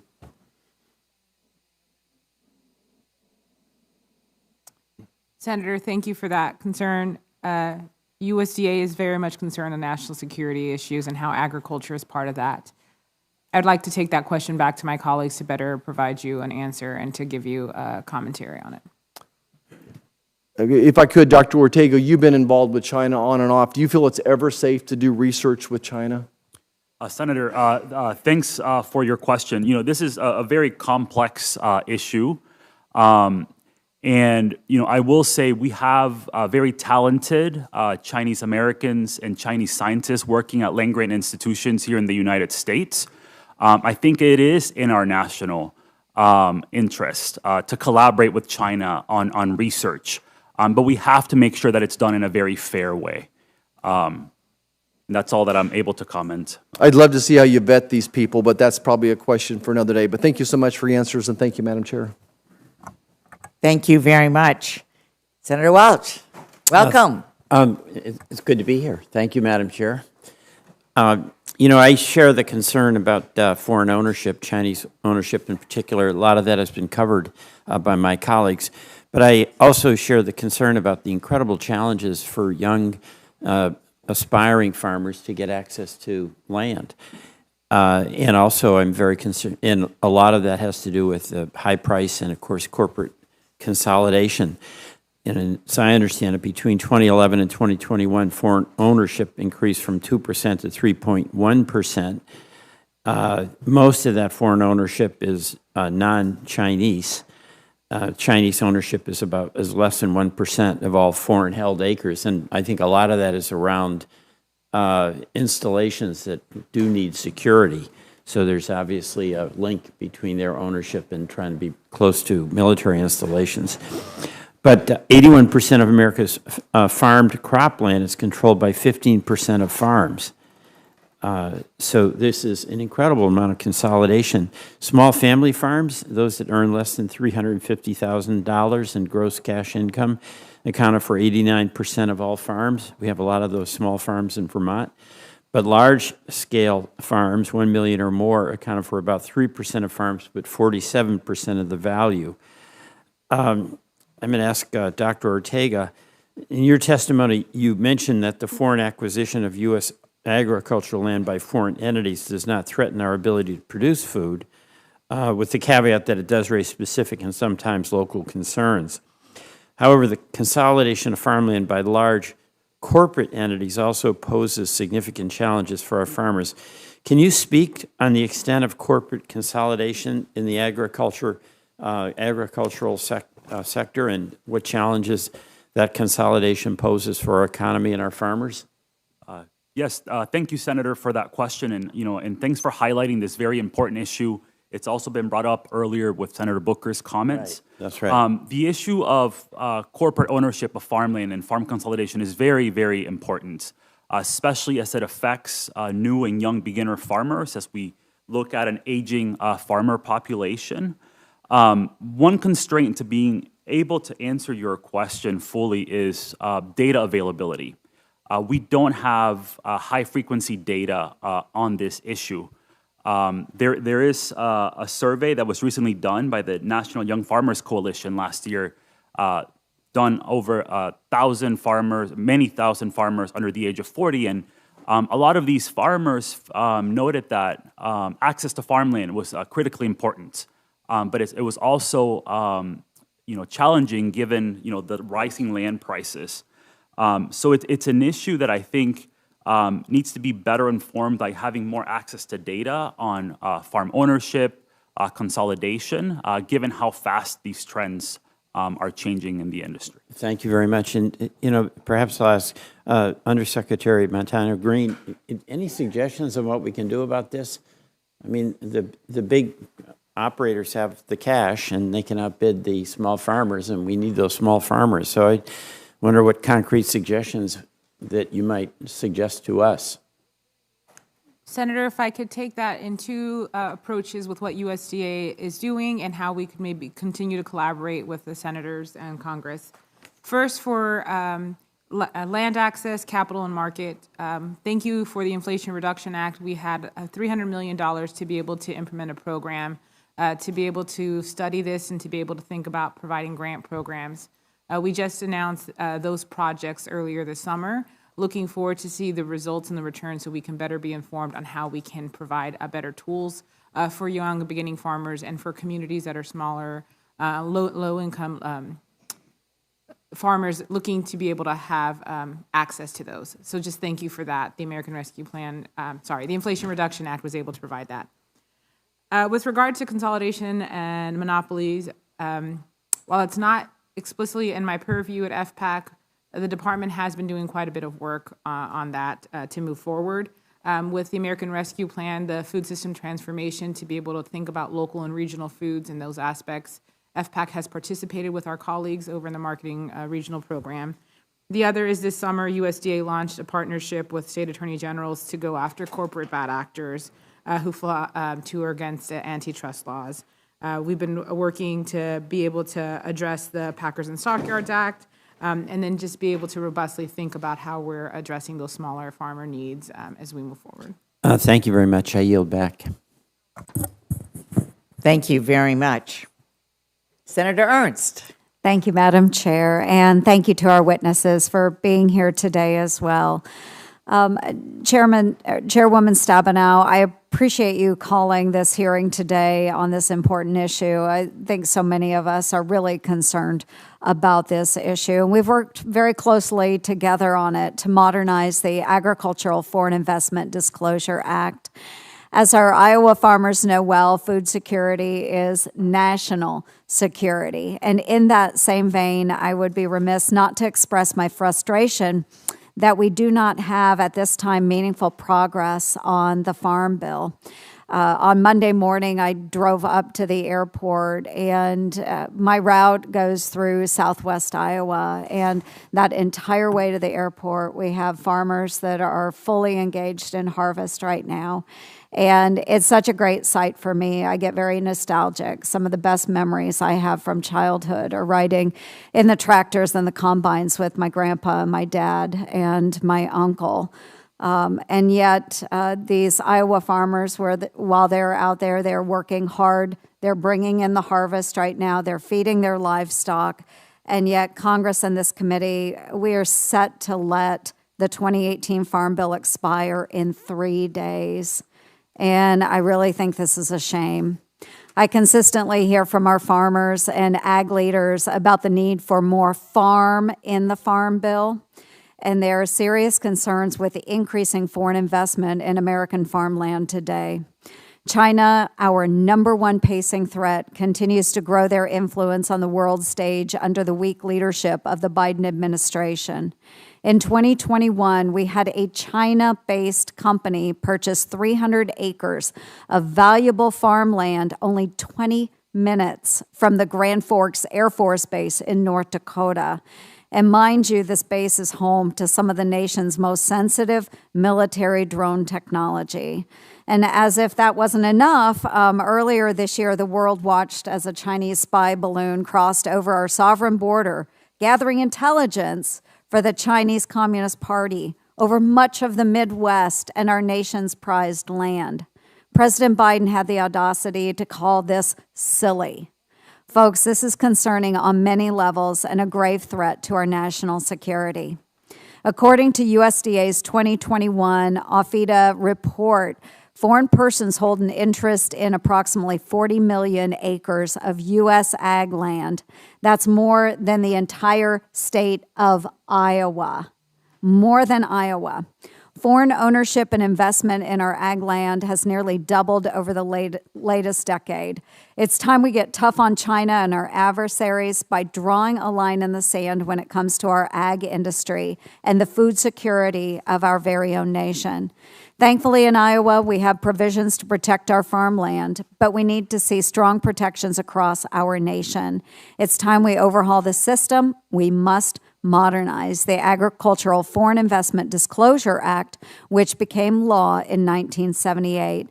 And that's why I'm proud to have bipartisan action with Chairwoman Stabenow on our legislation, the Foreign Agricultural Restrictions to Maintain Local Agricultural and National Defense, or Farmland Act, to increase reporting, strengthen oversight, and send a strong, clear message to our adversaries that American farms are not their playground.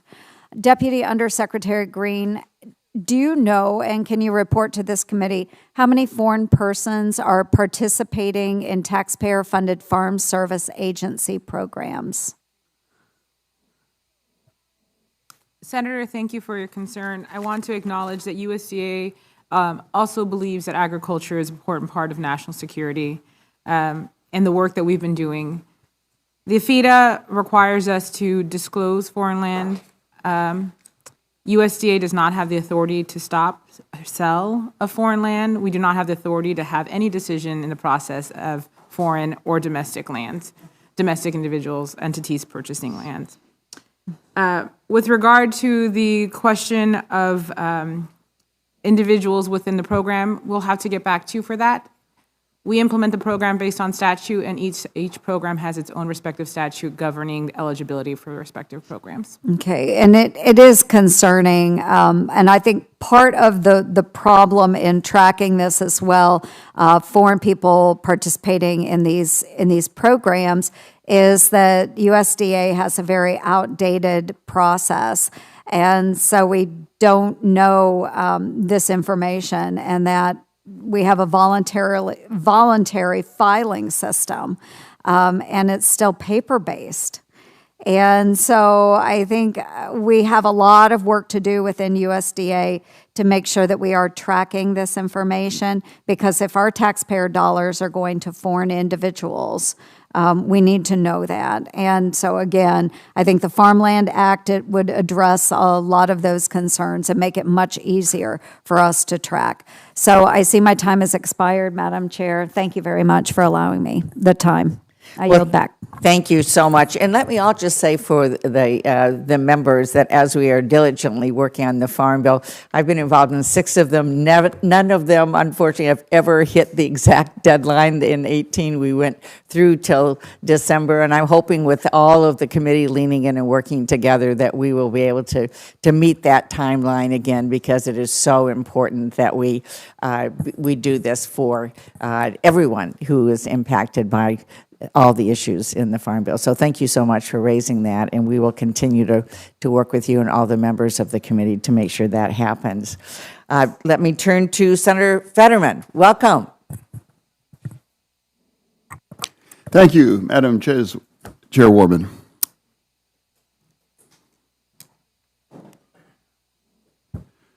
And let me say, I hope many of our colleagues agree the Chinese government and other U.S. adversaries should own zero agricultural land in our country. I believe that. I mean, they're taking back our pandas. You know, we should take back all of their farmland.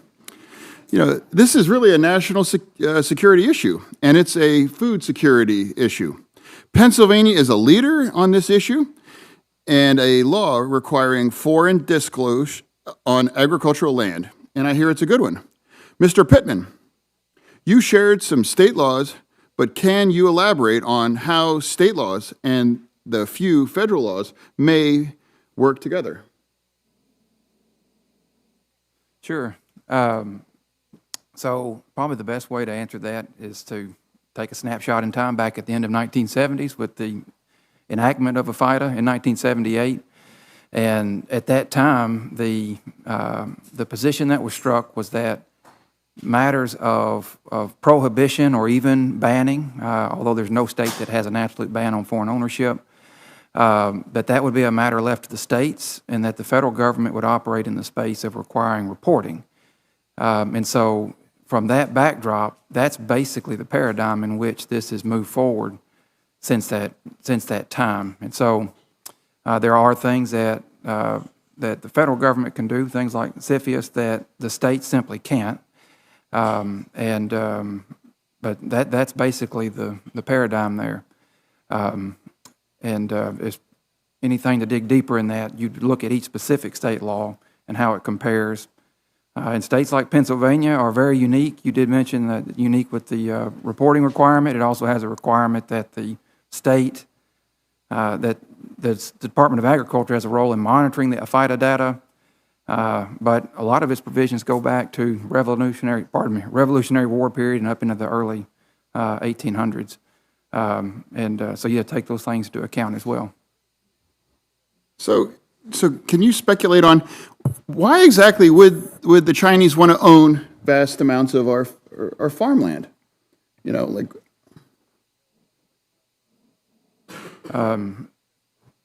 Not the most qualified for that, but you know, I think as Dr. Ortega laid out, a lot of the ownership that currently is evidenced in the FIDA data traces back to the Smithfield transaction that occurred roughly a decade ago. And I'll leave it at that. I don't think I'm qualified beyond that. Yeah. Secretary Montano Green, like my colleagues, I'm concerned with foreign countries and foreign corporations' ownership in our agricultural supply chain, and small farmers in PA. And there's over 56,000 of them here in Pennsylvania face enough hardships, and they don't need to compete with foreign governments buying our land. Secretary, how could Congress give USDA more resources, including and updating the Agricultural Foreign Investment Disclosure Act, to counter adversaries buying our farmland? Thank you, Senator, for the question. We agree with you. USDA believes that agriculture is an important part of national security. Two approaches to that question. The first is thinking about your small producers and your family farms in Pennsylvania and the work we're doing to be able to invest and have better investments there. While not specifically with an FPAC, USDA has been investing in the food system transformation, which has a lot of local and regional investments. We've been working to address consolidation efforts and has a collaboration with attorney generals throughout the country to be able to address that. With regards to AFIDA, AFIDA itself is a disclosure act, and that is the authorities that we have. USDA does not have the authority to approve or decline purchases of land, domestic or foreign. So that is just one thing to be very clear of what USDA has within authorities. Within the support of the investments, we appreciate Congress's work in which they've given us some language within the omnibus appropriations bill last year to be able to modernize and look forward to some support on that financially as well. Thank you very much. Senator Highsmith. Thank you, Chairwoman Stabenow and the Ranking Member Bozeman, and for this important hearing. And thank you to our witnesses. And Senator Bozeman, thank you for bringing Harrison along. We've worked together for many years, and it's certainly good to see you at the end of the table, Harrison. It truly is important for us to examine foreign investments in U.S. agriculture, and American food security is obviously the national security issue that we all know that it is. And we need to make sure that our foreign adversaries don't have the influence over those agricultural systems, and that is really important in Mississippi, where agriculture is our #1 industry. I'm pleased that the state of Mississippi has convened a study committee on foreign purchases of farmland there, and we're simply missing some information when it comes to this topic. So I'm glad my home state is investigating this issue, and I'm glad that we're examining it today here at a federal level, too. And Madam Undersecretary Montano, as you know, several legislative proposals this Congress seeks to include the Secretary of Agriculture as part of the Committee on Foreign Investments in the United States. And should this proposal become law, how do you envision USDA's participation on this committee?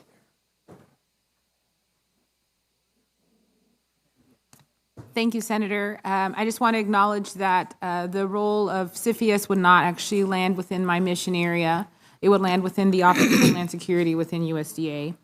Having said that, I'll just repeat something that the Secretary had said earlier this week when he was asked this at the White House in a press briefing, in that he does acknowledge that it would be an important role for USDA to have a more robust role on CFIUS. With that implementation of it, it's not just the role of CFIUS, but it's also understanding the system to be able to report and to be able to gather the information. And not the AFIDA disclosure system, but understanding where deeds are registered about leases and how we're able to collaborate that information, and that information feeds in to better understand it. So some of the USDA role and then some of the systems roles within counties and states. And I do want to recognize your state of Mississippi for the work that they're taking on to better study this. And you know, while I understand the Secretary is not a current member of the Committee of Foreign Investments, and you're saying it's falling under someone else, that the committee does flag certain cases to be reviewed by USDA, which falls under the responsibility of the USDA's Office of Homeland Security, obviously. However, the caseload is high while annual budgetary resources are rather limited, less than $1.4 million for the USDA Office of Homeland Security in the fiscal year of 2023 that we're in. What type of budgetary resources would USDA's Office of Homeland Security need to appropriately analyze all the cases in a timely manner? Senator, thank you for the appreciation and the support for the staff that implement a lot of these programs and any of the resources that we need to move forward.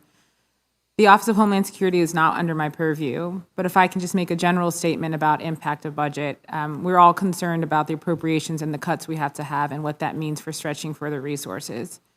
If it's okay with you, I'd like to take that back for the Office of Homeland Security to better provide a response on what the need would be for fiscal year 24. Okay, and I have a little time left. Dr. Ortego, in your testimony, you mentioned China's investment in agribusinesses in other countries. And could you talk to us about China's investments in agricultural research and development and how the United States investment compares to that? Senator, thank you for your question. This is what I would consider China's investments in agricultural research and technology one of the biggest threats to our food security.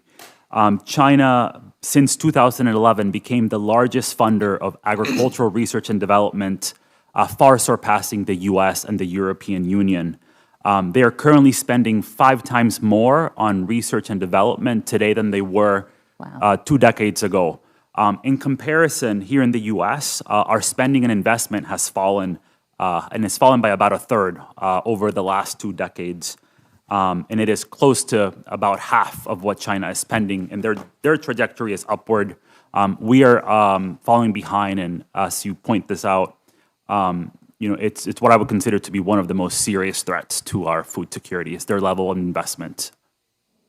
Thank you for your answer, and my time is out. Harrison, you're off the hook. Thank you so much. Senator Fisher. Thank you, Madam Chairman and Ranking Member Bozeman, for holding a hearing on this important topic, and thank you to our witnesses for being here today.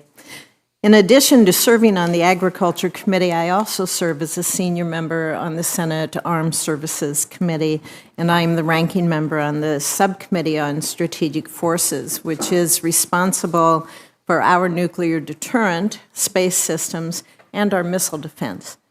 It is no secret that many critical weapons systems are located in rural America near agricultural land. For example, in western Nebraska, that is home to the Minuteman III ICBMs, and it will soon be replaced by the Sentinel ICBMs.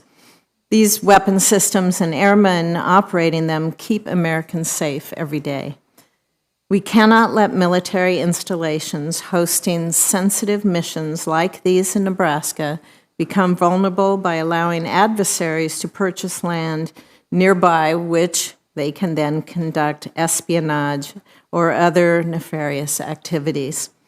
The Chinese Communist Party will actively seek and exploit any opportunity they see to do so. And so I believe we have to have a process in place to prevent them from doing that. Ms. Green, while foreign investments in ag land should be reported, we also need to ensure that the information is communicated to all relevant stakeholders. Does the USDA currently have any process in place for reporting to DOD if there is foreign investment in proximity to national security assets?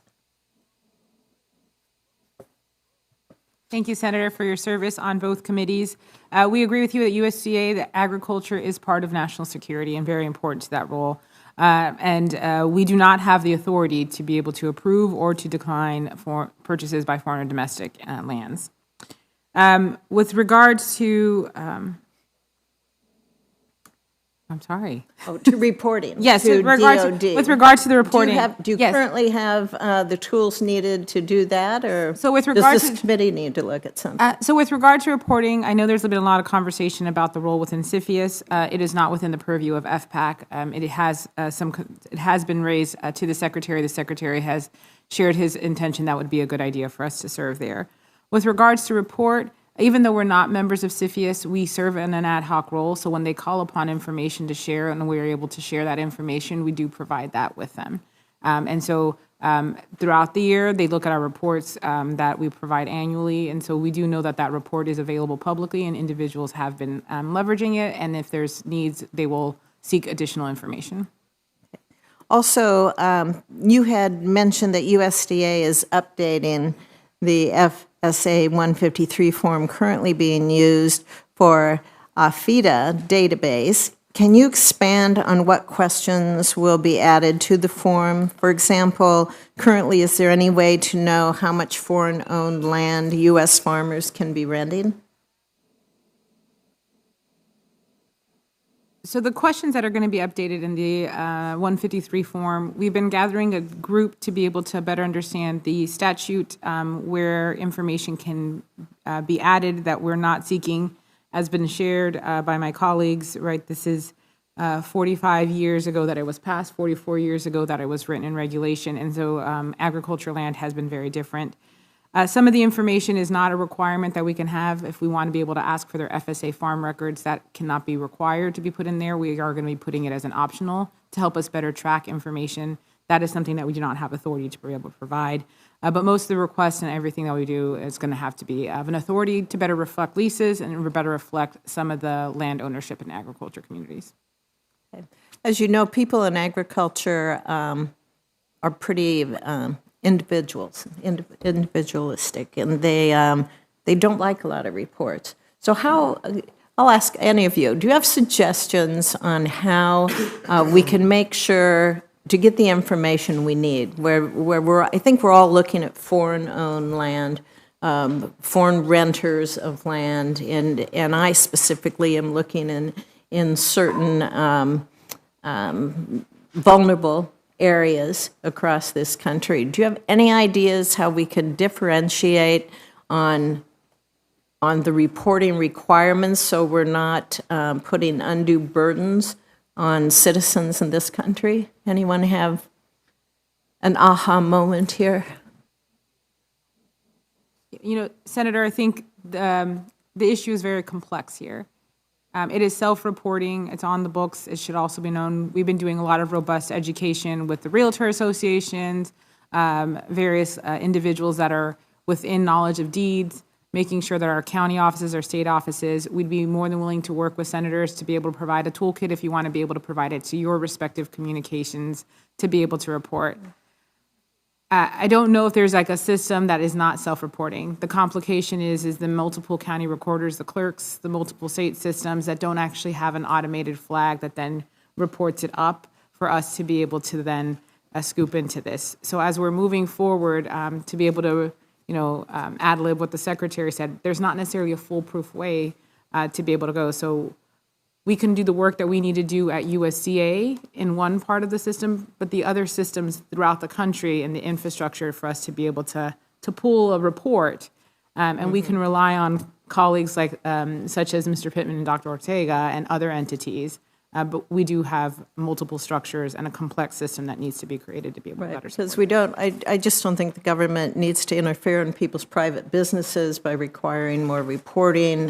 In Nebraska, we have 97% private ownership of land. So I understand the challenges that we're facing here as we do try to figure out how we can get a better handle on, have more information on the foreign ownership, which I think is a concern for all of us. Thank you. Thank you very much. Senator Braun. Thank you, Madam Chair. Thanks to the witnesses for your participation and comments. I've got a statement I'm going to make and then a question for Madam Chair and Ranking Member.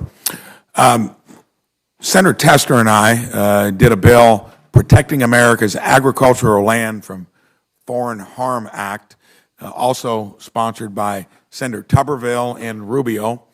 It would prohibit persons owned by, controlled by, or subject to the jurisdiction of China, Iran, North Korea, and Russia from owning or leasing American agricultural land.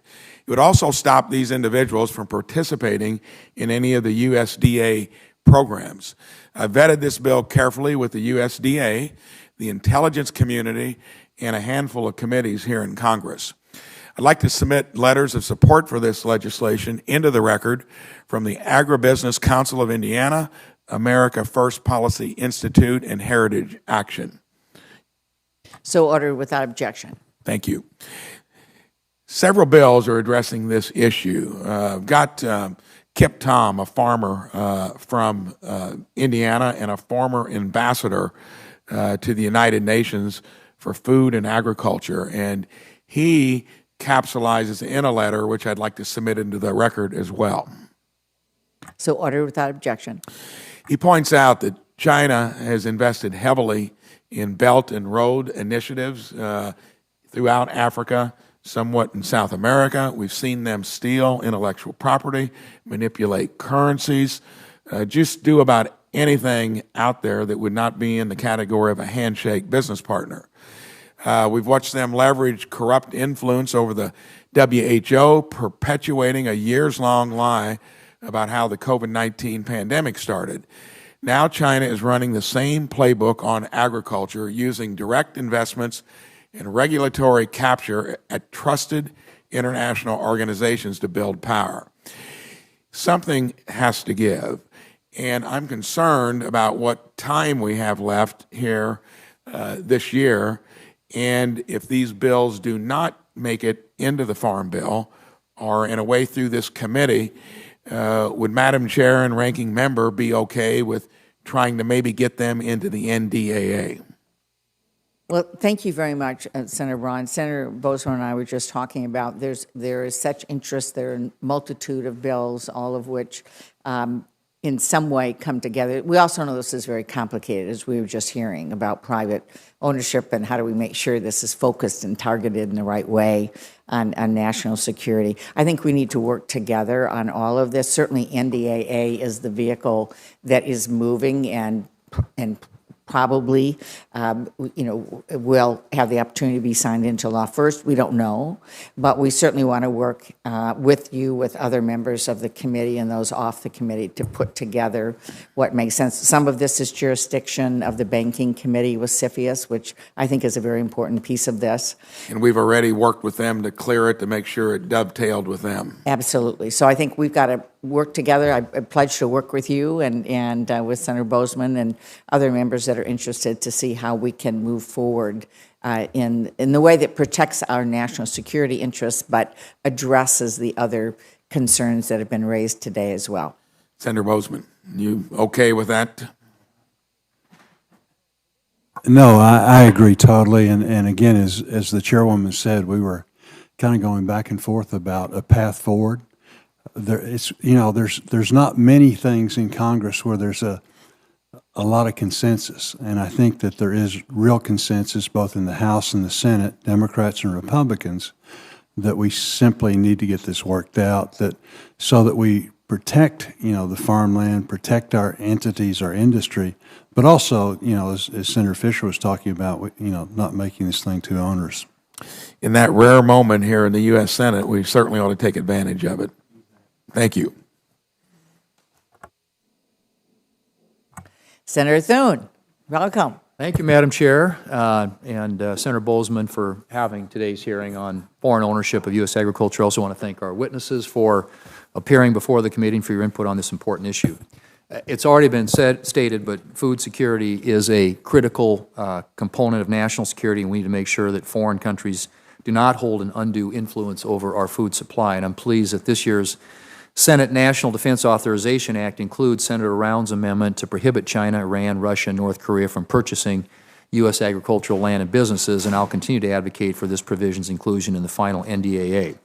And we also need to take a close look at the U.S. Department of Agriculture's role in overseeing foreign ownership of U.S. agriculture, particularly as we keep working on the next Farm Bill. We must safeguard U.S. farmland, and food security is a critical component of national security, and I look forward to working with members of this committee on this issue in the next Farm Bill. Dr. Ortega, what are the food security implications of increased foreign ownership of U.S. agricultural land and businesses, and based on your research, what can we do to strengthen food security to support national security? Great. Thanks, Senator, for the question. As I mentioned in my testimony, one area that I think is important to look at are the effects of foreign demand for agricultural land on land prices and rental rates. The research that is out there, and this has been done as part of the latest AFIDA reporting, shows that there's no effect of increased demand on foreign land values and rental rates. I will say, in terms of what needs to be done, and we've discussed a little bit of this today, we need to have better access to data. The AFIDA data that is out there and that is reported has a lot of missing records, missing values that make it very difficult to really understand what is happening. Another important point on this is when we look at trends in the AFIDA data, there's been a lot of reconciliation of past transactions due to a lot of these errors, so it's really difficult to track what's happening over time because of the data quality. And I'll leave it at that. Okay. Mr. Pittman, you mentioned that USDA program eligibility for U.S. ag producers versus foreign persons is an area that can lack clarity. It's important that USDA programs are targeted U.S. farmers and ranchers and not foreign persons. So could you explain that issue a little bit further, and how do we make sure that USDA programs are targeted specifically to help American ag producers? So the short version of that is, in general, when it comes to USDA programs, particularly disaster assistance type programs, the word that's used is prorate. You prorate out the level of foreign ownership or the percentage of foreign ownership from the payment that's at issue. So that's how it's generally done now. An area that I can only speak to that I've noticed it. It seems to be a shift. I noted with the emergency relief program and then the recently announced milk loss program. It appears that the standard for those is any level of foreign ownership would create ineligibility. And so those are the two tracks that I'm aware of. And again, that kind of gets you down in from, we talked earlier about a FIDA, but parallel to that, when you have the statute, the regs, when you deal with Farm Service Agency or NRCS for that matter, you're going to have handbooks as well that go out to the states, and that's what's used at the county level to implement all these programs. And it's in the handbook where those new standards have been found, particularly for the ERP. And outside of that, it's a more proactive. We're looking forward. You have several proposals. I won't relate them all here, but several that try to have some level of restriction on the receipt of federal funds. Some go as far as receipt of any federal funds. If a state doesn't have a law that prohibits foreign ownership to some degree, and others are more specific at the federal level to USDA programs. But it's a matter of changing those laws to the extent that that's done, through the committee and through Congress. Thank you. Ms. Green, given your role in overseeing USDA's implementation of the Agriculture Foreign Investment Disclosure Act, what is your response to the discrepancies that Dr. Ortega has raised, and could you provide a status update on USDA's implementation of the improvements to the Agriculture Foreign Investment Disclosure Act that were enacted last year? Thank you, sir, for that question. We're doing our best based on the information. It's a self-reporting document. We appreciate that Congress has put language in the appropriations language last year to update and to modernize AFIDA. It also came with zero funding. So we have done the recommendation, which was in the Consolidation Act, to be able to provide that in a queryable format. This summer, we uploaded Excel documents for the last 10 years of that data to be able to move forward. We have been hearing on some of those documents to be able to move forward. We're currently looking at budgets that are being discussed within the House and the Senate. We know that the FPAC Business Center, which houses the AFIDA, has a drastic reduction in their budgets, so that will have impacts as well moving forward. But we continue to find ways that we can move forward to be able to continue to work with. And the discrepancies that he pointed out, I understand updating it as part of it, but you have any way of explaining that? Yeah, so there's some items which we will call like stale records. So there's times that have compiled ways of where it has been recorded that it was sold or to foreign entities holding it, but that entity might have then sold it back to domestic, for example. So like a U.S. citizen might have it. Those kinds of informations and need to be able to have that more updated format. The complicated system outside of USDA to be able to have an understanding how the deeds are recorded, when they're recorded at the county office level, the state level, or even the sovereign tribal communities, and how that reports up to us. There isn't like an automated query that we can then put it into the AFIDA way. So we have to rely on the self-reporting, and some that it includes the education and the outreach that we're doing with various entities, realtors, land trusts, local communities, posting it within our county offices so folks know to update their form and to make sure once it sells back from foreign to domestic or domestic to foreign to be reporting to FSA or to USDA. Thank you. Thank you, Madam Chair. Time's expired. Thank you. It's Senator Hoeven. Thank you, Madam Chair. To Secretary Montano Green, as has been brought up a number of times, a Chinese company recently wanted to purchase 320 acres and wanted to build a wet corn milling plant very close to the Grand Forks Air Force Base in our state.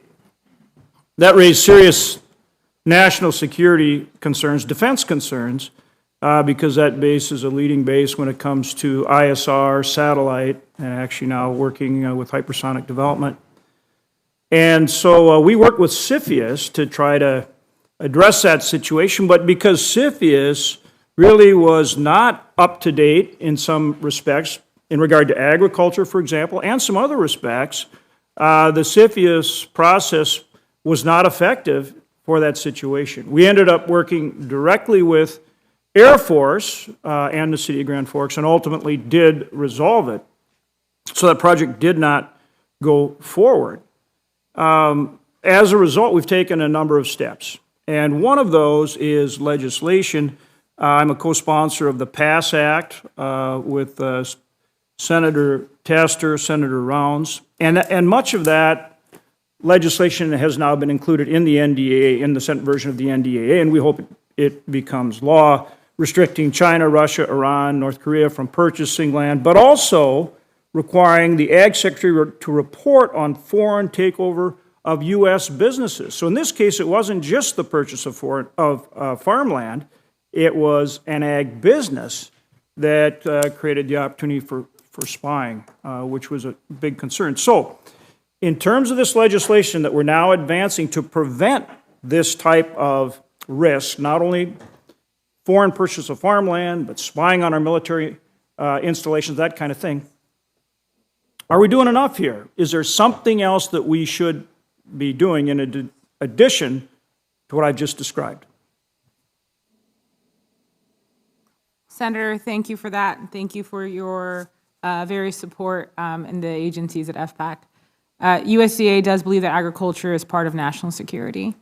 And while FPAC and the 4 agencies that I get to work with in the nation area do not have direct purview over CFIUS, that would be with the Office of Homeland Security. It has been a discussion that I've been aware of various items.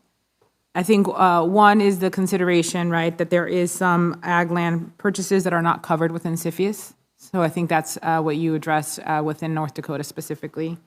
It's also the placement and the ability for the Secretary to serve on CFIUS, of which he mentioned this week at a White House briefing that he is supportive of having USDA have a more robust role. Needs to be that plus more. The complex system to be able to have an understanding of the data that's occurring at the local level in 3,000 counties across this country, at the 50 states and 500 sovereign nations, to be able to report that up does not exist. So in addition to the work that we do to be able to have the Disclosure Act filed, having that complex system to be able to support and how we think about the federal interacting with local governments is really important to move forward.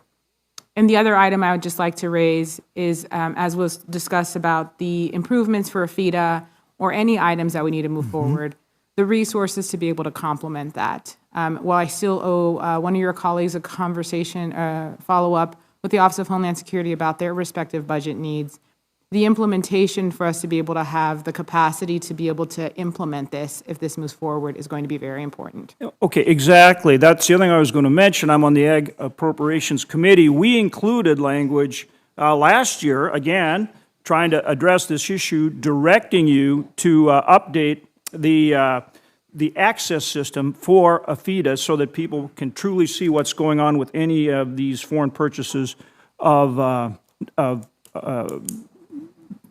ag businesses. So again, where I'm going here, it's not just the purchase of ag farmland, and you're right, our state of North Dakota, we address that by prohibiting foreign purchase of farmland in our state. So there is a state role to play too, but in terms of the federal level, I'm really asking you about, are we getting a grip on these companies, these ag companies that are being purchased, as well as the farmland itself?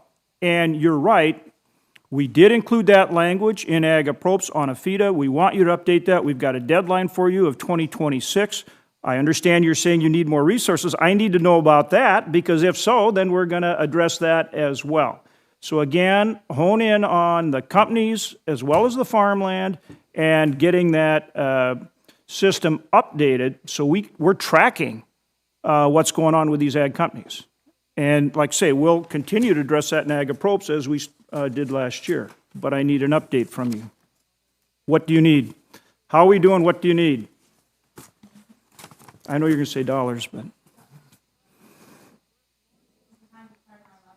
Well, you went 2 minutes over for Thune, so you're 32 seconds. Welcome to. You're being asked what you need. I think you should tell them, because it's our job. It's our job to make sure you get what you need. It's really not fair to say do all this new stuff. Thank you, Madam Chair. Thank you. Yeah. Well, sir, You have the lead. I want to commend the leadership of this committee. Sir, thank you. I'll take the last question, or the last part of your question first. Regarding the appropriations, thank you very much for including that in fiscal year 23 for the deadline, and the push to be able to modernize. We received zero funding to be able to implement that. So we did release this summer a very low-cost way to be able to have that queryable process available. We did Excel files for the last 10 years of data, which is loaded on our website to be able to process that. Okay, So, you need to tell us what funding, we provided substantial funding. Whether you use it on that system or not, I get it, but you know what, that's a decision you have in your discretion. We need to know what you need to get it done. And Madam Chair, thanks for your indulgence. Thank you for being here. Thank you very much. You have the invitation, so we look forward to the information. As we close, I just want to thank all of our witnesses. This is a very important topic. We're going to proceed. We understand it's also very complicated, and appreciate all the issues that have been raised today, but clearly great interest, and look forward to working with Senator Bozeman and the committee to address these issues. Thank you so much. Meeting is adjourned.